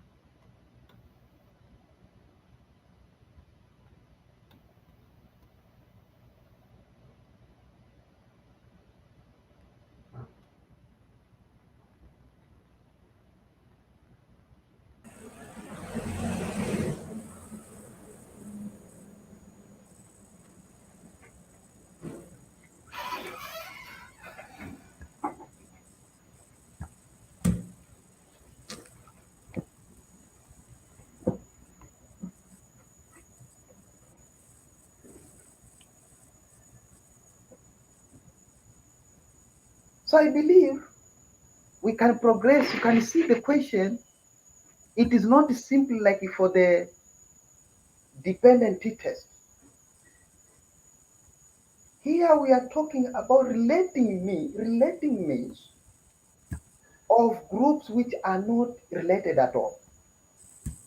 For example, you want to investigate whether an exercise intervention is more effective in lowering cholesterol levels. School managers, I know you are senior than me to some extent. Those who do exercise or those who participate in co-curriculum activities and those who they just participate in curriculum activities, co-curriculum activities, just a book and they don't go to the field, who are acquiring a lot of cholesterol levels. Now you want to come with the actual research so that which is the effective way? Is it by doing a lot of academic work that your cholesterol level can lower? Or is it by doing some exercise? So that is an example. Here we have unrelated two groups. Group one to undergo the dieting, meaning they don't eat food with fats. Group two to do the exercising. So which will be effective? I really love this one. Independent. So we have two groups which are not related. Those which is dieting, controlled dieting, and that one which is doing exercise. Which one is more effective? Is it by not taking fats? You eat, but you do not do an exercise? Or is it by doing exercise? So here we have to introduce what we call treatment group. The treatment group is the one which will have the independent variable,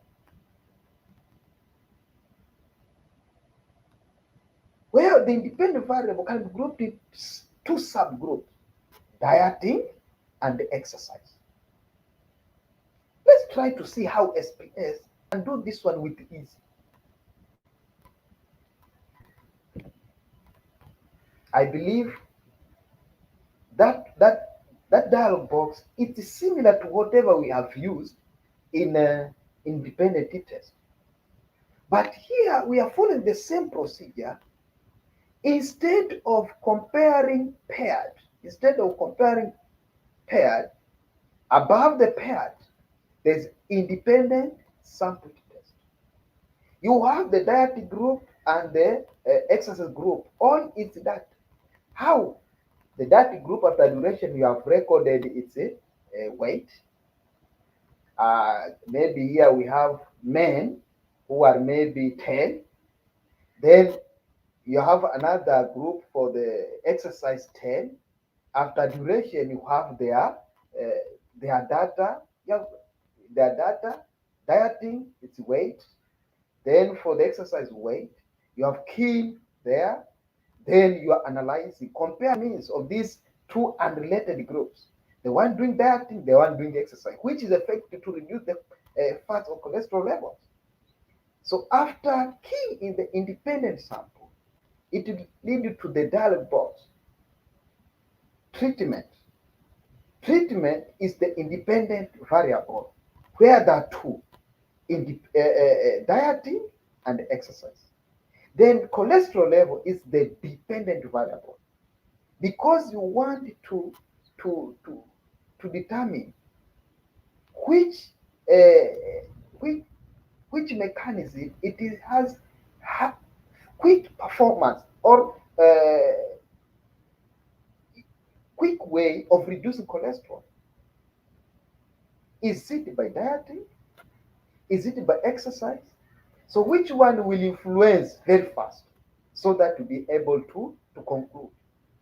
From the conclusion, you as a teacher or manager, you can stand in front of students and say, please, After eating, maybe for example, I don't know at the end how will be, do some exercise, or even you can advise some other people in the medical sector that exercise is very good.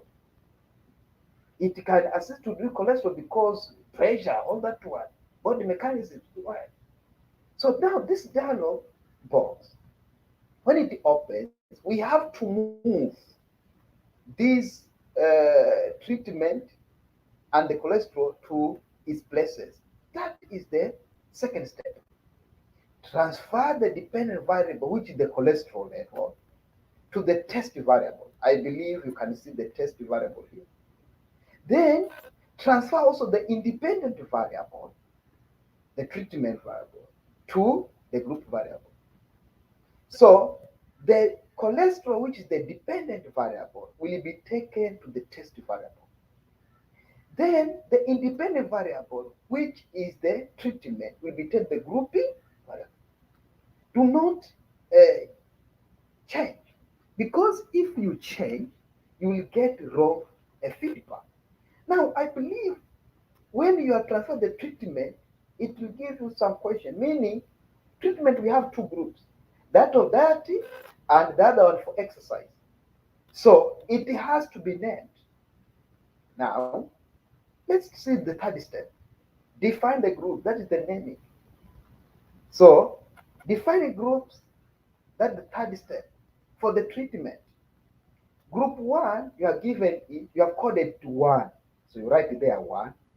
Group two, you have coded it two. So do not write its names. You already know that one, diet is group one. So just write one on the specified value. Group one here, write one here inside this one, then group two right here. Then you can, after defining, which is the fourth step, definition, like whatever I've explained. One, two. That one, box one for group one, the dieting, box two for two, that is exercise. Dieting, group one for that treatment, exercise, group two. Then you continue. That is the place to move. When you continue, it will lead you to the outcome table. But before the outcome table, you can decide, like I said, you confidence level, you change it where you have been preceded by option. What is the last outcome? Here, it is done. You have click continue. You have changed the options. The last outcome, it becomes like that one. So also here we have two tables.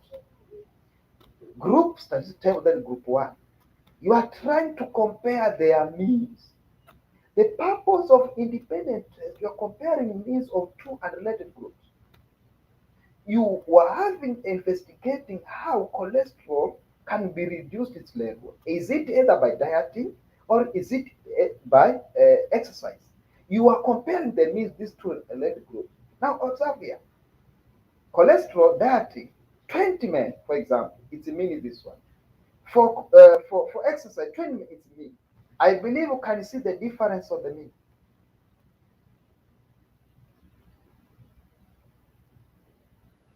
The difference of the mean, one is lower. The one which is lower, it means that that mechanism that has been used to reduce the cholesterol, it was having high influence on the dependent variable, so it is effective. So exercise is having lower mean than the the the, the diet, so it becomes effective way of reducing cholesterol. You can also the second table, T test. You can believe you can see the T test. The value of t-test is positive. We are 2.428. It indicates that the second, because it shows the effectiveness, and the effectiveness, it is being determined by a positive t-test at a given confidence level, and the confidence level should be around no less than 0.5. So you can see here the confidence level of 0.020, 0.2020. So what does it mean? From those two examples of t-test, you can use SPS. There's some other things that can be done with using SPS. When you go back to the window of SPS, you can do chi-square, you can do regression, you can do correlation, but I've just used simply example to see how in this new normal technology it can assist you. Instead of doing it manually, we are in the 21st century, so we have to go with the technology. So from the results of the t-test, you can conclude that overweighted inactive male participants, overweighted, inactive, their mean is very high than those who are doing exercise. So if you become inactive, its meaning, it means you will acquire a lot of cholesterol values. The mean of the weight it will be high, not comparable to the other one. That one, it we are giving a statistical conclusion after doing a quantitative data analysis. Now, as I was presenting this one, I've said there is a specific writing report for the master's students. The elements of quantitative data that are shown in preliminaries, title, abstract, chapter 1, 2, 3, 4, up to chapter 5. Now, this final part of it, sample report format, is for the educators, the practicing teachers, me and you, the school managers, whereby you come up with a action research team for a short span, maybe 2 weeks, maximum 2 months or 3 months. This is how you present your findings. It's just a template, research topic, the name of the school or the district province, the group of members, from which period, from this to this date, the abbreviations in alphabetical order is very important. Then the content, the table of content should have all those things. Executive summary. What does it entail? Introduction part. The statement of problem. I am talking of how to present the format of presenting a short span action research. You have examined the education practices using inquiries. You have done your quantitative research. You have done your quantitative. You have present your findings. School managers. This is how we present it. The research problem, the scope and the sample size, the key findings and possible the challenges. What are the possible recommendations from the lessons that you have learned? The terms of references and the research instruments. The research instrument, maybe you have used the questionnaire, observation should be highlighted. The last part of it, which is very short, effective management through action. You have the report that has been done. Moving to a school level, you are the director of education in that school or in that district, in that region. How do you use action research for effectiveness? We have to know that school management, it is the head which tries to use the limited resources to coordinate them, to adjust some of the principles and concepts for the well-being of the school. Professional developers who are the school managers. For a school to perform, you should be conversant with the action. This is where we are saying application of action research techniques in management. It and management entails planning. And I believe when we are discussing the action research process, there was part of planning. It is here now. It is part of management. Controlling and communication. These are the three basics of school management. The secretary of the board of management is the school director, the principal, the head. So you should be very conversant. If you see a problem in the school setup, you apply the action research, you get the report, then you be able to offer the best function of management. Now, how does action research and management relevant to each other? The school management process, which deals with plan control communication, it's like a small part of the action research process. It can be fused in the four steps. Problem diagnosis. You cannot go to the plan if you don't know, diagnose the problem. Planning is part of management. It is there. Correct. Implementation. Now, planning should go hand in implementation.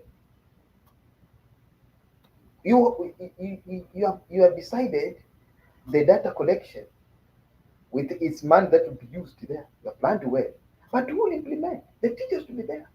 Who will do the data analysis? Actual research process comes in. Now, in the process of managing well, there's controlling the variables or the participants, collaborating, coordinating, and also there's communication for the effectiveness because the team members in the actual research team not taking, facilitating school, there's needed controlling and communication. You are controlling communication, that is monitoring the progress, and at the end, you evaluate. So, effective management through action research in this new normal, it involves leadership, team building, collaboration to attain a common goal among the educators, the school leaders, whereby it is being guided by the circle of action. I love that statement. Without a circle of action, that exercise, we cannot offer effective management for our schools. Therefore, data analysis should be very important since it will give the basis of monitoring school management. It will give a basis of evaluation. I've been using example of poor performance because I am an educator, mathematics educator. For me to be able to monitor the performance, I should do that analysis. Because a teacher who is being guided by data analysis is a research oriented. And a research oriented educator has visions, is being able to develop or to come up with professional decisions. Because these are not researching is not just like story. There's some skills that you apply.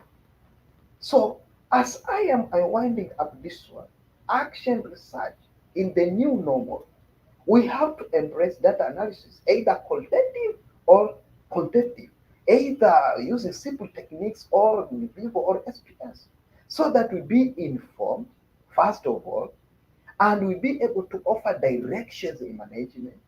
You can, it's not a must for you to be a director of the school, but in your own class, at the subject level, you're already a manager. You'll be able to offer your teaching methodologies. Are they offering positive performance or doing the opposite? That is the relevance of doing data analysis. The last part, even if the pandemic has brought a, a lot of problems, but it has its cons and pros that we should be well conversant with. How do you write effectively? How do you do all that we have discussed? It needs some skills, basic skills, technological skills, able to coordinate well, leadership, like whatever our host is doing, is already doing leadership, communicating, like how we are communicating. So in the research, you should be able to communicate. It is not a must now that to see face to face, you greet one another, No. By just the exchange of hand that you say you're communicating, the technology, internet is there. You'll be able to adapt. These are skills and come creativity. How do you offer, how do you do action research? How do you do research in the school setup, outside the school? This is very important because in doing normal, in this new normal, what is very challenging that I've come to discover is the data collection. Because before the pandemic, we are used to do action research by moving to the class, collect the data, going to the field, collect the data, going to the laboratory, going to that. But now social distance has come in. You cannot mingle easily with people. So you can embrace technology by doing what we call online data collection. Let me give you an experience that I've on the onset of this pandemic that I've been doing. We have Padua University, United States of America, where the host of doing research in global social justice in mathematics education is being hosted from. But we are around 100 panelists who we collect the data from Kenya, for example, here. Somebody collect data from Nepal. Somebody collect the data from South Africa. Somebody from UK, and all over the globe. They're delegates. But that forms what we call research panel. Now we share them through Zoom class, all streamlined like this one. Then we come up to reflections. Now here in Kenya, I am I am an educator in a school, Bandari Secondary School. But at the same time, I am doing my studies in Kenyatta University. I'm also doing some lecturing in Mount Kenya University. But I cannot do easily by maneuvering, working, if I will not embrace what we call technology. So data collection, the challenge of face-to-face data collection, it can be overcome by embracing online data collection using research panelists. That is very important.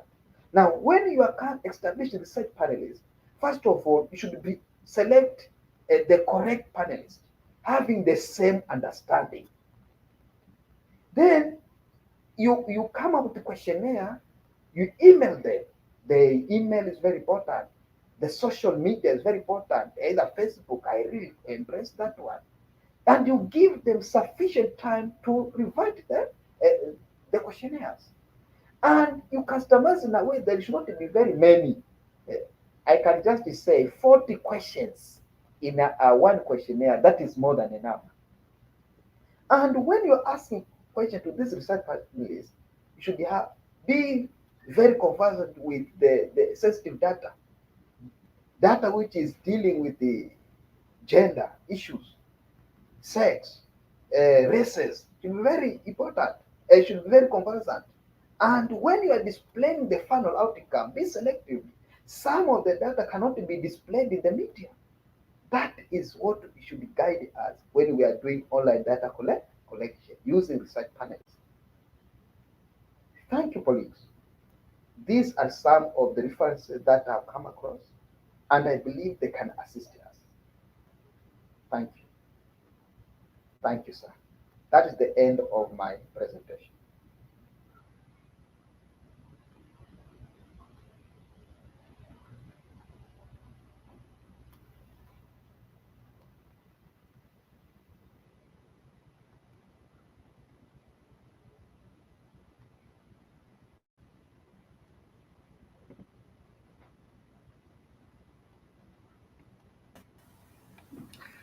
Hello, sir. Go for unmute your microphone, sir. Hello, sir. Go for. Hello, sir. Unmute your microphone.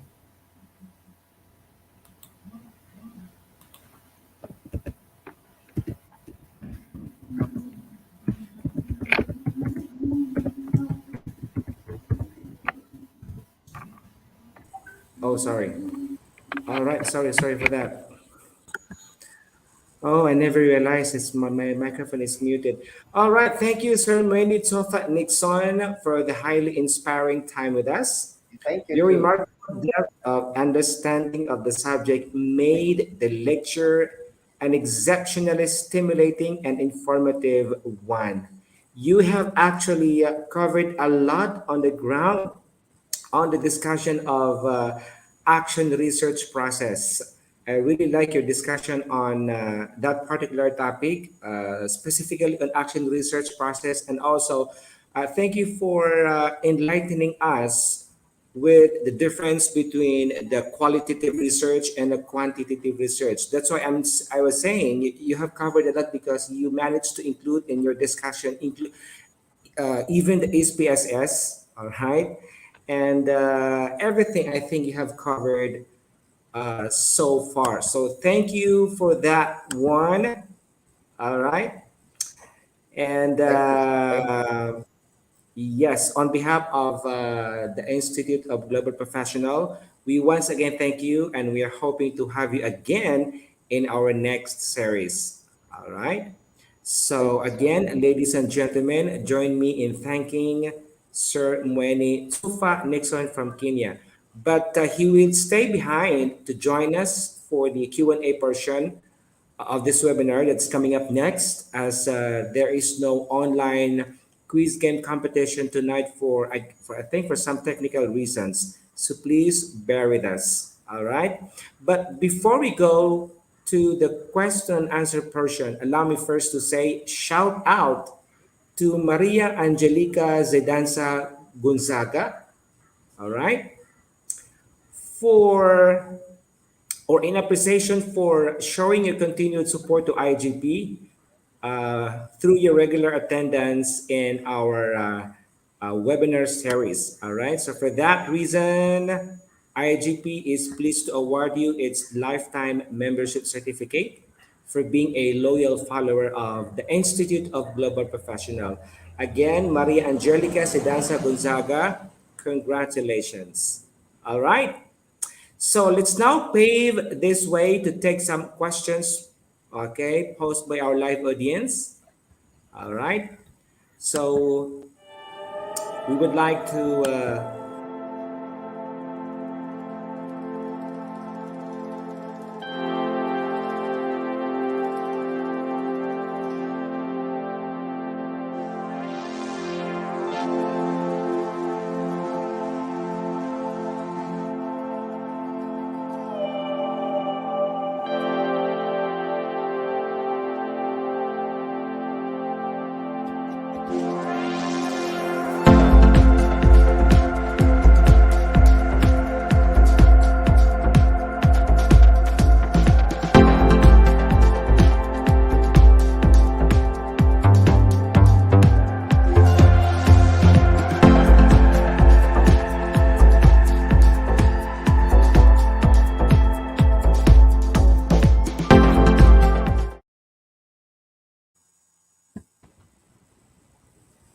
all right. So we're back. We're back to take some questions posed by our live audience. Okay, just earlier or as we go along with our presentation from Sir Mwenit Sofa Nixon. All right, so let's find out uh, if there are some questions submitted to us by our live audience for tonight. All right. So again, if you have a question, content related question to our speaker for tonight, that's Sir Mwenit Sofa Nixon. All you have to do, guys, is you simply type in the chat box below.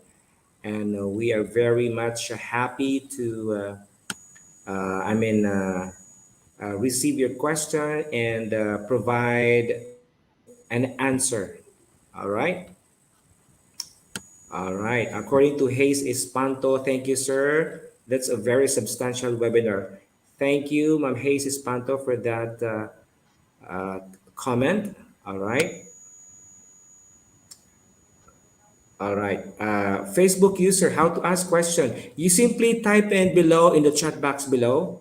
Okay. Just simply type in your question in the comment section below. I know that you're in Facebook, you are using Facebook platform, and then you simply type in your question below the chat box, and then we have to bring that up to the screen so that our speaker can read the question and immediately provide his answer. All right.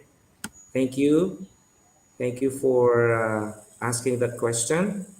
Okay. According to Mark Justine Busa, congratulations. All right. I think he's addressing to our speaker for tonight. Thank you, Mark Justin Busa, for your comment. All right.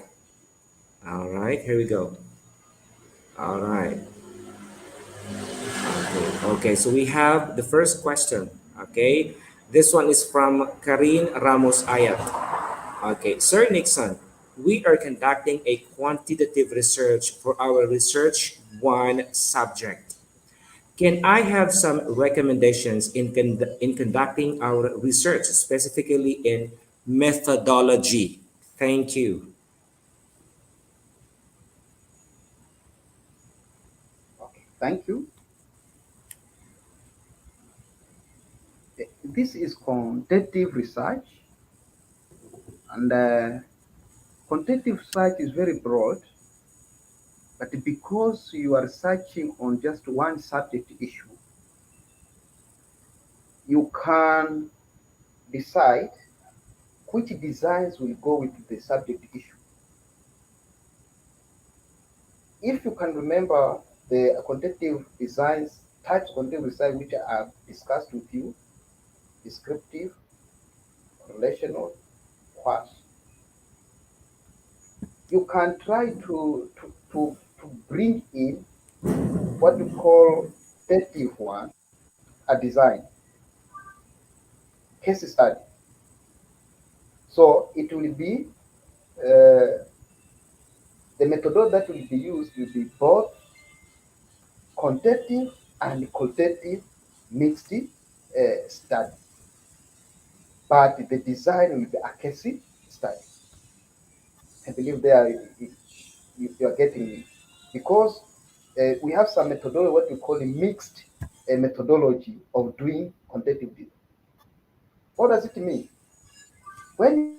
quantitative design, you can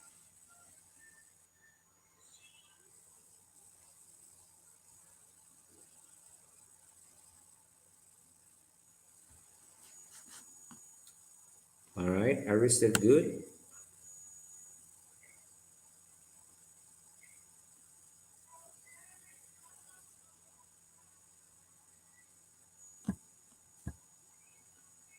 Okay.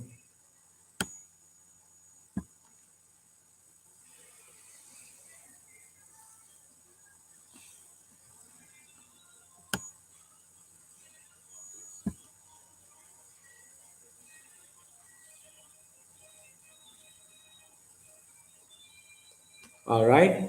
All right. Here we go. So I think that answered the question from Ma'am Karine Ramos Ayat. Okay. I think we're having a problem with connection here. All right. Uh, Anyway, please bear with us if at any time, like in my case, due to poor connection, rather, I might be totally out of the screen, and then for a minute, I have to keep myself come back for that matter. Okay. All right. So I think that answer your question regarding the methodology that you're asking from so I our. was saying, All right. Here we go. sorry for the hiccups. I believe now I'm clear enough. I was saying, for quantitative research on one subject, it is focusing on one thing. Maybe focus on one institute. Maybe we focus on a few specific people. You can apply case study. Case study, it is under the qualitative research, but because you're focusing on one subject, it's very important. Here you will bring in interview. Then you it will assist you to bring questionnaire. From the interview, you will be able to count some of the similarities that the respondent has given you. Then from the questionnaire, you will be able to count and get some numerical data. So the methodology that will be used, it will be a mixed method doing a quantitative research. So I can say the first design, you can use case study with interview and the questionnaire, what we call mixed method. Or if you don't like that one, you can use descriptive design. Where descriptive design also it is important. Here now to be purely quantitative, descriptive, purely quantitative, All right. All purely right. quantitative. So that descriptive, uh, it will explain the subject in length. So here there will be no need of using a lot of interview. You use questionnaire so that to describe, you collect the data and describe. So that All is the right. recommendation that I can give. You can use descriptive design with the questionnaire, so that will be purely quantitative research, so that you describe the subject. Or you All use right. a mixed method of case study, so that you bring in interview and the questionnaire. That is how I can All recommend right. it. All right. So much for that. Thank you for answering that question, Sir Nixon. I think we have to proceed with another question from a certain Facebook user. And his question is, what is the maximum number of words for the title? Or is there a maximum number of words concerning Yes, the title? Or if we wish to have yes, if you wish to have a title, is there a minimum number of requirement or maximum number of words as a requirement in submitting a title, for instance? yes, of course. We have said that the title, it should include independent variable, it should include independent variable, it should include the target population, it should include the locale. They should be there, but the global recommended one in research should not exceed 20 words. Because if it exceeds 20 words, it becomes a paragraph instead of a title. So that All is the right. maximum number of words for title. 20 maximum, but it can be less. And if no, there's no minimum, but if it is less words, it should capture all those things for it to qualify to be called a title. It should include the dependent, the local, the target, for it to call be a research topic or title. And the words does not have minimum, but should not exceed 20. All right. Okay. Thank you, sir, for answering that question. All right. So, do we have other question from our live audience tonight? All right. Okay. All right. I think we do have lots of questions on our comment box. Okay. All right. Okay. I think we have Maria Teresa Yambao. Okay. But check your time. It's 10:32 here in the Philippines. And we already spent 2 hours and 32 minutes rather. All right. Yes, you're right. So, all right. But still, we would like to show our appreciation for our live audience for being so patient. All right, and for sticking around with us for tonight. Okay, so I think uh, We have covered all those questions submitted to us by our live audience. So, ladies and gentlemen, all right, if there are no further questions, okay, I would like to, unless we have some further announcements, okay, and kindly please show your appreciation for our speaker tonight. That's Sir Mweni Tsofa Nixon. All right. Okay, and we hope that you gain considerable insight into our discussion on action research in the new normal. All right, so to our live audience tonight, again, your outstanding patience couldn't have come a better time than when we needed each and every participant on board for long hours like this. Incredible. Thank you. All right. So again, on behalf of the Institute of Global Professionals, I would like to thank you for your time and attention today and wish you a pleasant evening, whether evening, morning, afternoon, whatever. Okay. Keep safe always and let's learn together. All right. Thank you and God bless.